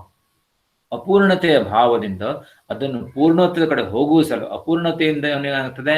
ದುಃಖ ಆಗ್ತದೆ. ಅಭಾವದಿಂದ ದುಃಖ ಆಗ್ತದೆ. ಆ ದುಃಖವನ್ನು ಶಮನ ಮಾಡುವ ಸಲುವಾಗಿ ಮನುಷ್ಯ ಕಾಮನೆ, ಬೇರೆ ಬೇರೆ ಕಾಮನೆಗಳನ್ನು ವ್ಯಕ್ತ ಮಾಡಿ ಕರ್ಮವನ್ನು ಮಾಡ್ತಾನೆ. ಕರ್ಮದಿಂದ ಪುಣ್ಯ ಪಾಪಗಳಿಂದ ಫಲ, ಮತ್ತೆ ಜನ್ಮ ಮತ್ತು ಮೃತ್ಯುವಿನ ಶೃಂಖಲ.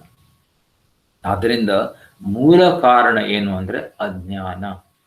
ಆದ್ದರಿಂದ ಅದಕ್ಕೆ ಶಾಶ್ವತವನ್ನ, ಅದರಿಂದ ನಾವು ಬಾಹ್ಯ ವಿಷಯಗಳನ್ನು, ಅದು ವ್ಯಕ್ತಿ ಇರಬಹುದು, ವಸ್ತು ಇರಬಹುದು, ಸಂಬಂಧಗಳಿರ್ಬೋದು, ಸನ್ನಿವೇಶಗಳಿರ್ಬೋದು, ಎಷ್ಟೇ ಜನ್ಮ ಪೂರ್ತಿ ಇವುಗಳನ್ನು ಪಡೆಯಲಿಕ್ಕೆ ಪ್ರಯತ್ನ ಮಾಡಿದ್ರೂ ಕೂಡ ಸಾಯುವಾಗ ಎಲ್ಲವೂ ಅಪೂರ್ಣತೆನೇ. ಕಾಮನೆಗಳು ಇನ್ನೂ ಒಂದು ಅಭಿನವೇಶ, ಕಾಮನೆಗಳು ಪೂರ್ಣವಾಗದೇ ಇರುವಂತಹ ಒಂದು ಸ್ಥಿತಿ ಮತ್ತೆ ಜನ್ಮಕ್ಕೆ ಅದು ಈಡು ಮಾಡಿಕೊಡು. ಆದ್ರಿಂದ ಪರಮಾತ್ಮ ಏನ್ ಹೇಳ್ತಾನೆ, 2 ಸ್ತರದಿಂದ ಈ ಕಾಮವನ್ನು ಹೇಗೆ ನಾವು ಓವರ್ಕಮ್ ಮಾಡಬಹುದು, ಕಾಮವನ್ನು ಹೇಗೆ ಜಯಿಸಬಹುದು, 2 ಸ್ತರದಲ್ಲಿ ಹೇಳ್ತಾನೆ. ಮೊದಲನೇದಾಗಿ ವ್ಯಾವಹಾರಿಕ ಮತ್ತು ಎರಡನೇದಾಗಿ ಪಾರಮಾರ್ಥಿಕ ಸ್ತರದಲ್ಲಿ. ವ್ಯಾವಹಾರಿಕವಾಗಿ ಅಂದ್ರೆ ತಯಾರಿ, ಪಾರಮಾರ್ಥಿಕಕ್ಕೆ ತಯಾರಿ, ಇಂದ್ರಿಯ ನಿಗ್ರಹ, ಶಮ ಮತ್ತು ದಮ, ಮತ್ತು ಜಾಗೃತ ಬುದ್ಧಿ ವಿವೇಕ. ಯಾಕಂದ್ರೆ ಕಾಮವು ಇಂದ್ರಿಯಗಳನ್ನು, ಮನಸ್ಸು ಮತ್ತು ಬುದ್ಧಿಯನ್ನು ಆವರಿಸಿರುವುದರಿಂದ ಇದರ ಒಂದು ಹೊರಗೆ ಬರಬೇಕಾದ್ರೆ ನಾವು ಇಂದ್ರಿಯ ನಿಗ್ರಹ, ಇಂದ್ರಿಯಗಳು ವಿಷಯಗಳಲ್ಲಿ ತೊಡಗುದು. ಧ್ಯಾಯತೋ ವಿಷಯಾನ್ ಪುಂಸ ಸಂಗಸ್ತೇಷು ಉಪಜಾಯತೆ ಸಂಗಾ ಸಂಜಾಯತೆ ಕಾಮ ಕಾಮ ಕ್ರೋಧೋಭಿಜಾಯತೆ. ಇಂಥ ಒಳ್ಳೆಯ ಒಂದು ತಾತ್ವಿಕ ವಿವೇಚನೆ, ಎಲ್ಲಿಯೂ ಜಗತ್ತಿನ ಸಿಗದೇ ಇರುವಂತಹ ತಾತ್ವಿಕ ವಿವೇಚನೆ. ನಾವು ಸುದೈವಿಗಳು. ಆದ್ದರಿಂದ ಪರಮಾತ್ಮ ಏನ್ ಹೇಳ್ತಾನೆ, ಈ ಒಂದು ಇಂದ್ರಿಯಗಳನ್ನು ನಿಗ್ರಹ ಅಂದ್ರನ್ನು ಬಂಧಿಸಿಡಬೇಡಿ, ಅದನ್ನು ಒಳ್ಳೆಯದಕ್ಕೆ ಉಪಯೋಗಿಸಿ. ದಾಸರ ಹಾಡ್ದಂಗೆ, ನಿನ್ನ ರೂಪವನ್ನು ನೋಡದೇ ಇರುವಂತಹ ಕಣ್ಣುಗಳು ಏಕೋ ಕೃಷ್ಣ, ನಿನ್ನ ಸ್ಮರಣೆಯನ್ನು ಕೇಳಿದಂತಹ ಕಿವಿಗಳು ಏಕೋ ಕೃಷ್ಣ, ನಿನ್ನ ನಾಮವನ್ನು ಉಚ್ಚರಿಸಿದ ನಾಲಿಗೆ ಏಕೋ ಕೃಷ್ಣ ಅಂದಾಗೆ, ನಾಲಿಗೆ ಇದ್ರೆ ಅದು ಅವನ ಸ್ಮರಣೆ ಮಾಡ್ಲಿಕ್ಕೆ ಉಪಯೋಗಿಸೋಣ, ಕಿವಿಗಳಿದ್ರೆ ಭಗವದ್ಗೀತೆಯನ್ನು ಕೇಳಲಿಕ್ಕೆ ಉಪಯೋಗಿಸೋಣ, ಕಣ್ಣುಗಳಿದ್ರೆ ಆ ಒಂದು ಅವನ ರೂಪವನ್ನು ಕಲ್ಪಿಸ್ಲಿಕ್ಕೆ. ಮತ್ತು ಈಗಿನ ಕಾಲದಲ್ಲಿ ಬೇಕಷ್ಟು ನಮಗೆ ವಿಡಿಯೋಸ್ಗಳು ಸಿಗ್ತವೆ. ಅವನ ರೂಪ, ಅವನ ವೈಭವ, ಅವನ ಕರ್ಮ, ಅವನ ಲೀಲೆಗಳನ್ನು ವೈಭವೀಕರಣ ಮಾಡುವಂಥದ್ದು ನೋಡಬಹುದು. ತೀರ್ಥಕ್ಷೇತ್ರಗಳನ್ನು ನೋಡಬಹುದು. ಅವನ ಭವ್ಯ ಒಂದು ಮೂರ್ತಿಯನ್ನು ಕಲ್ಪಿಸಿಕೊಳ್ಳು.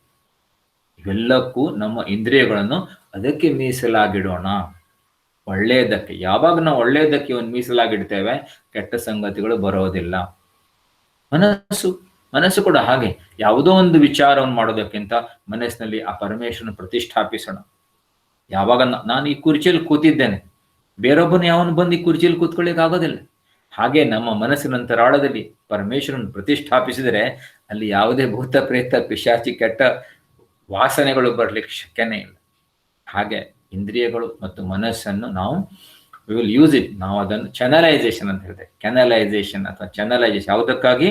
ಪರಮಾತ್ಮನನ್ನು ಅನುಸಂಧಾನಕ್ಕಾಗಿ, ಪರಮಾತ್ಮನ ಅನುಸಂಧಾನಕ್ಕೆ ಮೀಸಲು. ಮತ್ತು ಬುದ್ಧಿ ವಿವೇಕ, ಹೇಗೆ ವಿವೇಕವನ್ನು ಜಾಗೃತ ಮಾಡೋದು? ಸತ್ಸಂಗ ಇಲ್ಲ, ಗ್ರಂಥಗಳ ಒಂದು ಅಭ್ಯಾಸ ಗೊತ್ತಾಗ್ಬೇಕು ನಮ್ಗೆ. ಇವೆಲ್ಲವೂ ನಾಸ್ತೆ ಕೃತಃ ಕೃತೇನ ಪರೀಕ್ಷಾ ಲೋಕಾನ್ ಕರ್ಮಚಿತಾನ್ ಬ್ರಾಹ್ಮಣೋ ನಿರ್ವೇದ ಮಾಯಾತ್ ನಾಸ್ತೆ ಕೃತಃ ಕೃತೇನ. ಎಲ್ಲವೂ ಅನಿತ್ಯವಾಗಿದ್ದಾರೆ. ಬ್ರಹ್ಮವಸ್ತ್ವೇಕಂ ನಿತ್ಯ ತದ್ವ್ಯತಿರಿಕ್ತಂ ಸರ್ವಂ ನಿತ್ಯವಸ್ತ್ವೇಕಂ ಬ್ರಹ್ಮ ತದ್ವ್ಯತಿರಿಕ್ತಂ ಸರ್ವಂ ಅನಿತ್ಯಂ. ಇದೇ ನಿತ್ಯಾನಿತ್ಯ ವಸ್ತು, ಅಯಮೇವ ನಿತ್ಯಾನಿತ್ಯ ವಸ್ತು ವಿವೇಕ. ಯಾವುದು ನಿತ್ಯ, ಯಾವುದು ಅನಿತ್ಯ. ಅನಿತ್ಯದಿಂದ ಅನಿತ್ಯ ಎಷ್ಟೇ ವಸ್ತುಗಳನ್ನು ಕೂಡಿ ಹಾಕಿದ್ರು ಅದರಿಂದ ನಮಗೆ ನಮ್ಮ ಕಾಮನೆಗಳು ದೂರವಾಗಲಾರದು, ತೃಪ್ತಿ ಸಿಗಲಾರದು. ಆದ್ದರಿಂದ ಅದು ಒಂದು ಹೊರೆ. ಅದಕ್ಕೆ ಹೇಳ್ತಾರೆ ಲೆಸ್ ಲಗೇಜ್ ಮೋರ್ ಕಂಫರ್ಟ್ ಅಂತ ಹೇಳ್ಕೊಂಡು. ಏನು ಎಷ್ಟು ವಸ್ತುಗಳನ್ನ ಕೂಡಿ ಹಾಕ್ತೇವೋ ಸುಖ ಕೊಡ್ತದೆ, ಅವೇ ನಮ್ಗೆ ಹೊರೆ ಆಗ್ತವೆ. ಆಮೇಲೆ ಕೊಡ್ಲಿಕ್ಕೆ ಶುರು ಮಾಡ್ತೇವೆ. ಆದ್ರಿಂದ ಅನಿತ್ಯ ವಸ್ತುಗಳು ಎಷ್ಟೇ ಕೂಡು ಹಾಕಿದ್ರು ನಮಗೆ ಶಾಶ್ವತವಾದ ಸುಖ, ಶಾಂತಿ, ನೆಮ್ಮದಿ ಸಿಗಲಾರದು. ಆದ್ರಿಂದ ಇದು ವಿವೇಕ. ಇದು ಗೊತ್ತಾದ ಕೂಡಲೇ ನಮಗೆ ಅನಿತ್ಯ ವಸ್ತುಗಳಲ್ಲಿ ವೈರಾಗ್ಯ ಬರಬೇಕು. ನಿತ್ಯ ವಸ್ತುವಿನಡೆಗೆ ನಮ್ಮ ಮನಸ್ಸು ಹೋಗ್ಬೇಕು. ಪರಾಂಶಿಖಾನಿ ವಿತರಣ ಸ್ವಯಂಭೂ ತಸ್ಮಾತ್ ಪರಾಂ ಪ್ರಶ್ಚಿತ್ ನಾಂತರಾತ್ಮನ್ ಕಶ್ಚಿತ್ ಧೀರ ಪ್ರತ್ಯಗಾತ್ಮಾನಮೇಕ್ಷತ ಆವೃತ ಚಕ್ಷು ಅಮೃತತ್ವ ಮಿಚ್ಛನ್. ಅವನೊಬ್ಬ ಧೀರನು, ಅವನಿಗೆ ಗೊತ್ತಾಯ್ತು ಹೊರಗಿನ ವಸ್ತುಗಳಲ್ಲಿ ಬ್ರಹ್ಮನ್ ಇಲ್ಲ, ಹೊರಗಿನ ವಸ್ತುಗಳು ನಿಜವಾದ ಸುಖ, ಶಾಂತಿ, ನೆಮ್ಮದಿ ಇಲ್ಲ. ಅವನು ಅಂತರಾತ್ಮನನ್ನು ನೋಡ್ತಾನೆ ಮತ್ತು ಅಲ್ಲಿ ಶಾಶ್ವತ ಸುಖ, ಶಾಂತಿ, ನೆಮ್ಮದಿಯನ್ನು ಪಡಿತಾನೆ. ಇದು ವಿವೇಕ.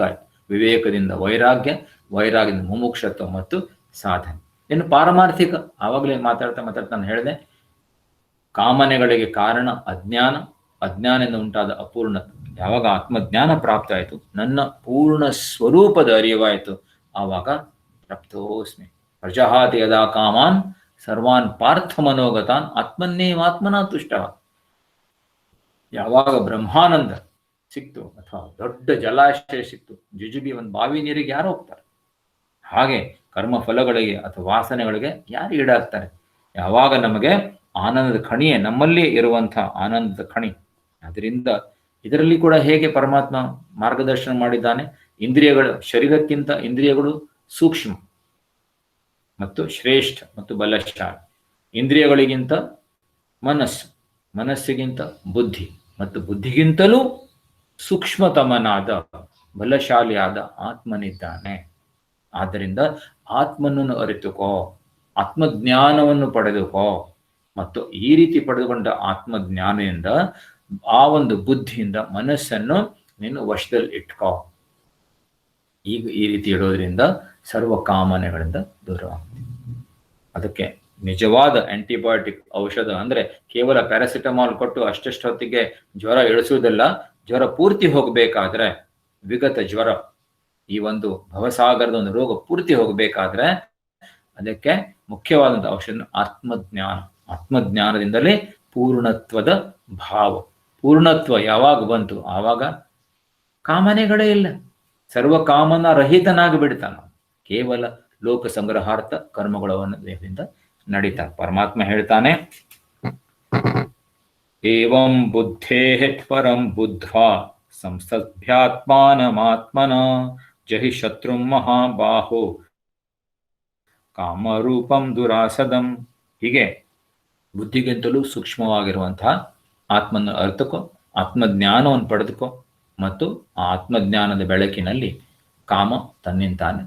ಬೆಳಕು ಬಂದ್ಕೊಳ್ಳೆ ಕತ್ತಲೆ ಎಲ್ಲಿರುತ್ತೆ, ಯಾವಾಗ ಕತ್ತಲೆ ಹೋಯ್ತು ಅನ್ನೋದೇ ನಮಗೆ ಗೊತ್ತಾಗೋದಿಲ್ಲ. ಅದರಿಂದ ಮನಸ್ಸನ್ನು ಈ ಕಾಮರೂಪಿ ಈ ಒಂದು ದುಷ್ಟವಾದ ವೈರಿಯನ್ನು ಕೊಂದು ಹಾಕುವಂತ ಹೇಳಿ ಈ ಒಂದು 3ನೇ ಅಧ್ಯಾಯವನ್ನು ಸಮಾಪ್ತ ಮಾಡ್ತಾನೆ. 10 ನಿಮಿಷ ಹೆಚ್ಚು ತೆಗೆದುಕೊಂಡಿದ್ದೇವೆ. ಆ ದೃಷ್ಟಿಯಿಂದ ಯಾರಿಗಾದ್ರೂ ಇನ್ನು ಕೇಳಲಿಕ್ಕಿದ್ರೆ ಕೇಳಬಹುದು. ಪ್ರಾರ್ಥನೆ ಮಾಡ್ಕೊಳ್ಳೋಣ. ಪರವಾಗಿಲ್ಲ, ಹೆಚ್ಚಿಗಾದ್ರೂ ತುಂಬಾ ಉಪಯುಕ್ತವಾಗಿತ್ತಲ್ಲ. ಧನ್ಯವಾದಗಳು ಮೀನಾಕ್ಷಿ ಅವರೇ.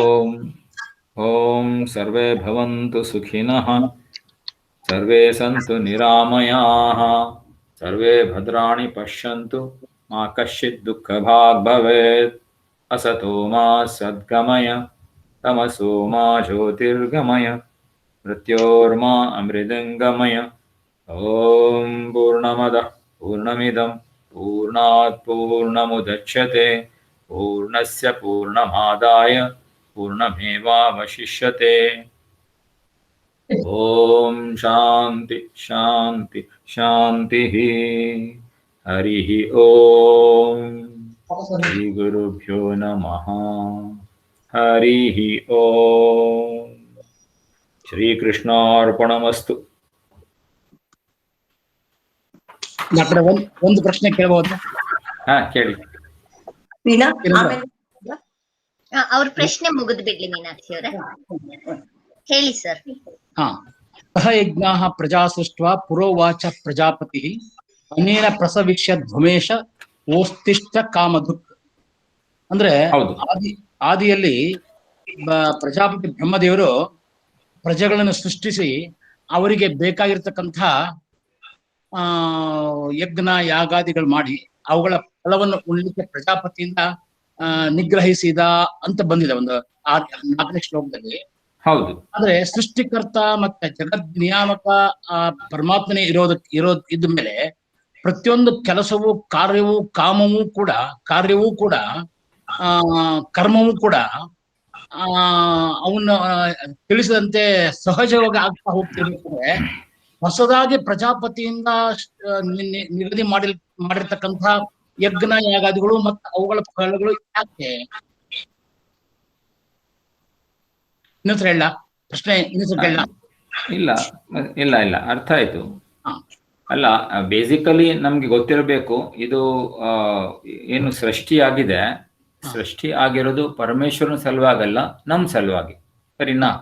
ಯಾವ ಜೀವಗಳಿದ್ದಾವೆ ಅವರು ಪ್ರಾರಬ್ಧ ಭೋಗವನ್ನು ಭೋಗಿಸಿ ತೀರಿಸಬೇಕು. ಅವರು ಪ್ರಾರಬ್ಧ ಭೋಗವನ್ನು ಭೋಗಿಸಿ ತೀರಿಸಲುವಾಗಿ ಒಂದು ಸ್ಟೇಜ್ ಅಖಾಡ ನಿರ್ಮಾಣ ಅದರ ಸಲುವಾಗಿ ಜಗತ್ತಿದೆ. ಮತ್ತು ಈ ಅಖಾಡವನ್ನೇ, ಈ ಜಗತ್ತನ್ನೇ ಅವರು ಮೋಕ್ಷ ಪ್ರಾಪ್ತಿಗೆ ಉಪಯೋಗಿಸ್ಕೊಳ್ಬೇಕು. 2 ಉದ್ದೇಶಗಳ ಸಲುವಾಗಿ ಮನುಷ್ಯನ ಆಗಿರೋದು. ಒಂದಂದ್ರೆ ಪ್ರಾರಬ್ಧ ಭೋಗವನ್ನು ಭೋಗಿಸಿ ತೀರಿಸುವಂತಹದ್ದು, ಮತ್ತು 2ನೇದಾಗಿ ಆಧ್ಯಾತ್ಮಿಕ ಸಾಧನೆಯನ್ನು ಮೋಕ್ಷ ಪ್ರಾಪ್ತಿ ಮಾಡ್ಕೊಂಡು. ಅದರ ಸಲುವಾಗಿ ನಮ್ಮ ಸಲುವಾಗಿ ಮಾಡಿರುವಂತಹ ಅಖಾಡ ಇದು. ಈ ಅಖಾಡ ಅಥವಾ ಸ್ಟೇಜ್ ಅಂತ ಇದ್ರೆ ಈ ಸ್ಟೇಜ್ ನಲ್ಲಿ ಇವೆಲ್ಲ ಬಂದೇ ಬರ್ತವೆ. ಒಳ್ಳೆ ಕರ್ಮಗಳನ್ನ ಮಾಡ್ಕೊಳ್ಳಿಕ್ಕೂ ಅವಕಾಶ ಕೊಡಬೇಕು ಪರಮೇಶ್ವರ. ಅವನಿಂದ ಏನಾದ್ರೂ ತಪ್ಪು ಕರ್ಮಗಳು ಅದನ್ನ ಮಾಡ್ಲಿಕ್ಕೆ ಅದು ಕೂಡ ಅದೇ ಭಾಗದಲ್ಲಿ ಬರುತ್ತೆ. ಆ ದೃಷ್ಟಿಯಿಂದ ಪರಮೇಶ್ವರ ಏನು ಒಂದು ನಮ್ಗೆ ಪ್ಯಾಕೇಜ್, ಒಂದು ಸ್ಟೇಜ್ ಮಾಡಿ ಸೆಟಪ್ ಮಾಡಿ ಕೊಟ್ಟಿದ್ದಾನೆ. ಆ ಸೆಟಪ್ ಅನ್ನು ನಮ್ಮ ಪುರುಷಾರ್ಥಕ್ಕಾಗಿ ಅಂದ್ರೆ ಮೋಕ್ಷ ಪ್ರಾಪ್ತಿಗಾಗಿ ಉಪಯೋಗಿಸಿರುವುದು ನಮ್ದು ಜಾಣತನ. ಕೆಲವರು ಕೇವಲ ಅದಕ್ಕನ್ನು ವ್ಯವಹಾರಕ್ಕಾಗೇನೆ ಹೋಗ್ಬಿಡು ಅಧೋಗತಿ ಹೋದ್ರೆ ಅದು ಅವರವರ ಕರ್ಮ.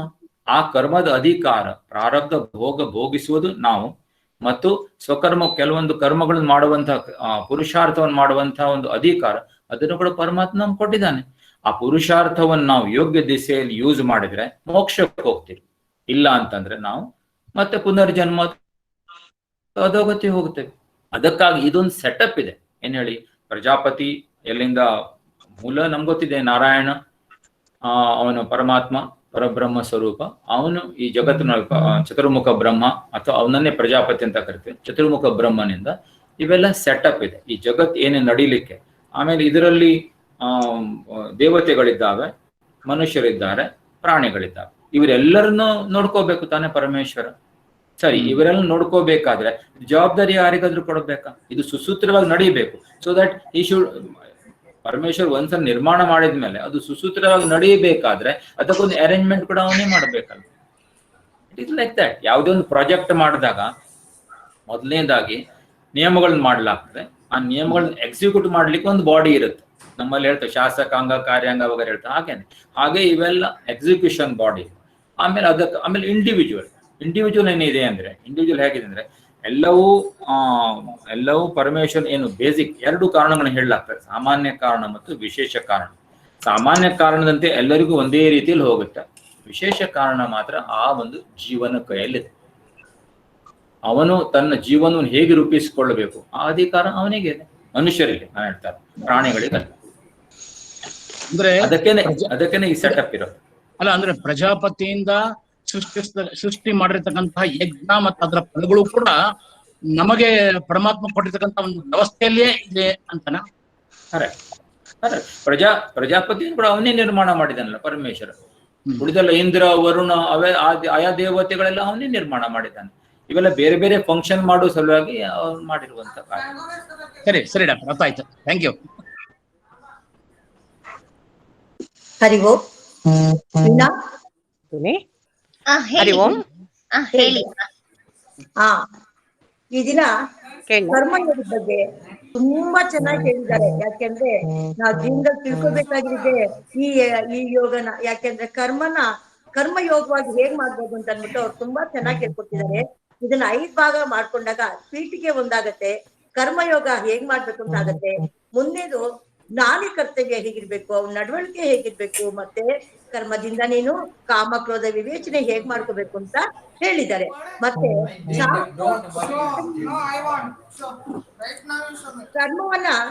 ಕರ್ಮಯೋಗವನ್ನು ಮಾಡ್ಕೊಳ್ಳೋದಕ್ಕಿಂತ ಅದನ್ನ ಮಾಡ್ಬೇಕಾಗಿರೋ ಎಂತ ಕರ್ಮಗಳಿರ್ಬೇಕು, ಸಾತ್ವಿಕ ಕರ್ಮ ಇರ್ಬೇಕು, ರಾಜಸಿಕ ಕರ್ಮ ಇರ್ಬೇಕು, ತಾಮಸಿಕ ಕರ್ಮ ಇರ್ಬೇಕು, ಅದನ್ನ ನೋಡ್ಬೇಕಾಗತ್ತೆ. ಅದಕ್ಕೆ ಮೊದಲು ಫಸ್ಟ್ ಮಾಡ್ಬೇಕಾಗಿರೋದು ಕರ್ಮನ ಪ್ರವೃತ್ತಿ ಮಾರ್ಗ ಇದೆಯಲ್ಲೋ ನಿವೃತ್ತಿ ಮಾರ್ಗದಲ್ಲಿ ಫಸ್ಟ್ ನೋಡ್ಬೇಕಾಗತ್ತೆ. ಯಾಕೆಂದ್ರೆ ಪ್ರವೃತ್ತಿ ಮಾರ್ಗದಲ್ಲಿ ನಾವೆಲ್ಲ ಇರ್ತೀವಲ್ವಾ, ಗೃಹಸ್ಥಾಶ್ರಮದಲ್ಲಿ ನಾವು ಚಿತ್ತಶುದ್ಧಿ ಮಾಡ್ಕೋಬೇಕು, ಜ್ಞಾನ ಯೋಗಕ್ಕೆ ಹೋಗ್ಬೇಕು ಅಂತಂದಾಗ ನಾವ್ ಅದನ್ನ ನಡ್ಸ್ಕೊಳ್ಳೋದಕ್ಕೆ ನಾವು ಬೇರೆಯವ್ರನ್ನ ಅಂದ್ರೆ ಶ್ರೇಷ್ಠರನ್ನ ನಾವು ಅವ್ರನ್ನ ಫಾಲೋ ಮಾಡ್ತೀವಿ. ಯಾಕೆಂದ್ರೆ ಜನಕಾದಿ ಋಷಿಗಳು ಹೇಳಿದಾಗೆ ಜನಕ ಮಹಾರಾಜ ಅವನು ರಾಜ್ಯ ಆಳ್ತಿದ್ರು ಸಹ ತನ್ನ ಅದೆಷ್ಟು ಶ್ರೇಷ್ಠರಾಗಿದ್ದ ಅಂತಂದ್ರೆ ಅವ್ನು ಫಾಲೋ ಮಾಡ್ಬೇಕಾಗತ್ತೆ. ಯಾಕೆಂದ್ರೆ ಅವ್ನ ರಾಜ್ಯನೂ ನೋಡ್ತಿದ್ದ, ಮತ್ತೆ ಆಧ್ಯಾತ್ಮಿಕದಲ್ಲಿ ಮೋಕ್ಷ ಮಾರ್ಗದಲ್ಲಿದ್ದ. ಹಾಗೆ ನಾವು ಪ್ರವೃತ್ತಿ ಮಾರ್ಗದಲ್ಲಿ ನಾವೀಗಿದ್ದನು ಗೃಹಸ್ಥಾಶ್ರಮದಲ್ಲಿ ನಾವು ಚಿತ್ತಶುದ್ಧಿ ಮಾಡ್ಕೋಬೇಕಾದಾಗ ಏನ್ ಮಾಡ್ಬೇಕು ಅಂತ ಅಂದ್ಬಿಟ್ಟು ಹೇಳಿದ್ರು. ಮತ್ತೆ ಸನ್ಯಾಸ ಅಂದ್ರೆ ಕರ್ಮ ಸನ್ಯಾಸ ಮಾಡ್ಬೇಡ ನೀವು. ಯಾಕೆಂದ್ರೆ ಕರ್ಮದಲ್ಲಿ ಯಾವತ್ತೂ ನಹಿಕಶ್ಚಿ ಕ್ಷಣಮಪಿ ಜಾತುಚಿಷ್ಟತೆ ಕರ್ಮಕೃತ ಅಂತ ಒಂದ್ಸರಿ ಹೇಳ್ದಂಗೆ ನಾವು ಒಂದೇ ಒಂದು ನಿಮಿಷ ಸಹ, ಒಂದು ಕ್ಷಣ ಸಹ ಕರ್ಮ ಮಾಡದೇ ಇರಕ್ಕಾಗಲ್ಲ. ಯಾಕೆಂದ್ರೆ ನಾವು ಮನಸ್ಸಿನಿಂದ ಮತ್ತೆ ದೇಹದಿಂದ ಇಂದ್ರಿಯಗಳಿಂದ ಎಲ್ಲಾದ್ರಲ್ಲೂ ಮಾಡ್ತಿರ್ತೀವಲ್ಲ, ವಾಚಿಕ ಮಾನಸಿಕ ಎಲ್ಲದ್ರಲ್ಲೂ ಮಾಡ್ತಿರ್ತೀವಲ್ವಾ. ಅಂತ ಕರ್ಮ ನಿವೃತ್ತಿ ನೀನ್ ಮಾಡ್ಕೋಬೇಡ. ಯಾಕೆಂದ್ರೆ ಕರ್ಮದಲ್ಲಿ ನಿಷ್ಠೆ ಇಟ್ಕೋ. ಆವಾಗ ನಿವೃತ್ತಿ ಮಾರ್ಗ ಮಾಡೋದು ಯಾರು ಅಂತಂದ್ರೆ ಸನ್ಯಾಸ ಅಂದ್ರೆ ಅದನ್ನ ಬಿಟ್ಬಿಡ್ಬೇಕು ಅಂತ ಹೇಳ್ಕೊಬೇಡಲ್ಲ. ಕರ್ಮದಲ್ಲಿ ಕರ್ಮ ಫಲಾಪೇಕ್ಷದಿಂದ ಈಶ್ವರಾರ್ಪಣ ಬುದ್ಧಿಯಿಂದ ಮಾಡು ಅಂತ ಹೇಳಿದ್ದಾರೆ. ಮತ್ತೆ ಕರ್ಮಯೋಗನ ಯಾವಾಗ ಮಾಡ್ಬೇಕು ಅಂದ್ರೆ proper action with proper attitude ಅಂತ ಹೇಳಿದ್ರು. ವಿಹಿತವಾದ ಕರ್ಮ ಮಾಡು, ಶಾಸ್ತ್ರಗಳ ಪ್ರಕಾರ ಹೇಳಿರುವಂತ ಕರ್ಮ ಮಾಡು. ಅದಕ್ಕೆ ಏನ್ ಮಾಡ್ಬೇಕು ಗೊತ್ತಾ, ನಿನ್ನ ಆಶ್ರಮ, ನೀನಿರೋ ಸ್ವಭಾವ, ನಿನ್ನ ಪರಿಸ್ಥಿತಿ, ನೀನ್ ಯಾವ್ದು ಇದ್ರಿದ್ಯೋ ಅದಕ್ಕೆ ಅದ್ರಲ್ಲಿ ನೀನ್ ನಿಷ್ಕಾಮ ಕರ್ಮವನ್ನು ಮಾಡು. ಅದಕ್ಕೆ ಆಧ್ಯಾತ್ಮಿಕವಾಗಿ 3 ಭಾಗ ಮಾಡಿದಾಗ ಸಾತ್ವಿಕ ಕರ್ಮ, ರಾಜಸಿಕ ಕರ್ಮ, ತಾಮಸಿಕ ಕರ್ಮ ಅಂತ ಹೇಳಿದ್ದಾರೆ. ಈ ಸಾತ್ವಿಕ ಕರ್ಮ ಹೇಗಿದೆ, ಉತ್ತಮವಾಗಿರುತ್ತೆ. ಯಾಕೆಂತಂದ್ರೆ ಅವ್ರಿಗೆ ತಮ್ಮಗೋಸ್ಕರ ತಾವು ಮಾಡ್ಕೊಳ್ಳಲ್ಲ, ಬೇರೆಯವ್ರಿಗೋಸ್ಕರ ಪರೋಪಕಾರಕ್ಕಾಗಿ ಅವ್ರು ಮಾಡ್ತಾರೆ. ಎಲ್ಲಾರು ಶ್ರೇಯಸ್ಗೋಸ್ಕರ ಅವರು ಮಾಡ್ತಿರ್ತಾರೆ. ರಾಜಸಿಕವ್ರು ಏನ್ ಮಾಡ್ತಾರೆ, ತಮ್ಗೆ ತಾವು ಮಾಡ್ಕೊಳ್ತಾರೆ, ಬೇರೆಯವ್ರಿಗೆ ಹಾನಿ ಮಾಡೋದಿಲ್ಲ. ಆದ್ರೆ ತಮ್ಗೆ ಪ್ರಸಿದ್ಧಿ ಬೇಕಾಗತ್ತೆ, ನಮ್ಗೆ ಎಲ್ಲಾ ಬೇಕಾಗತ್ತೆ ಅಂತ ಅನ್ಬಿಟ್ಟು ಅವ್ರು ಅದನ್ನ ಕರ್ಮಗಳು ಮಾಡ್ತಾರೆ. ಈ ತಾಮಸಿಕರು ಏನ್ ಮಾಡ್ತಾರೆ, ತನಗೇ ಬೇಕು ಎಲ್ಲದಕ್ಕೆ, ಎಲ್ಲಾನು ನನಗೇ ಬೇಕು, ಬೇರೆಯವ್ರಿಗೆ ಹಾನಿ ಮಾಡಿದ್ರು ಪರವಾಗಿಲ್ಲ ಅಂತ ಹೇಳಿದ್ದಾರೆ.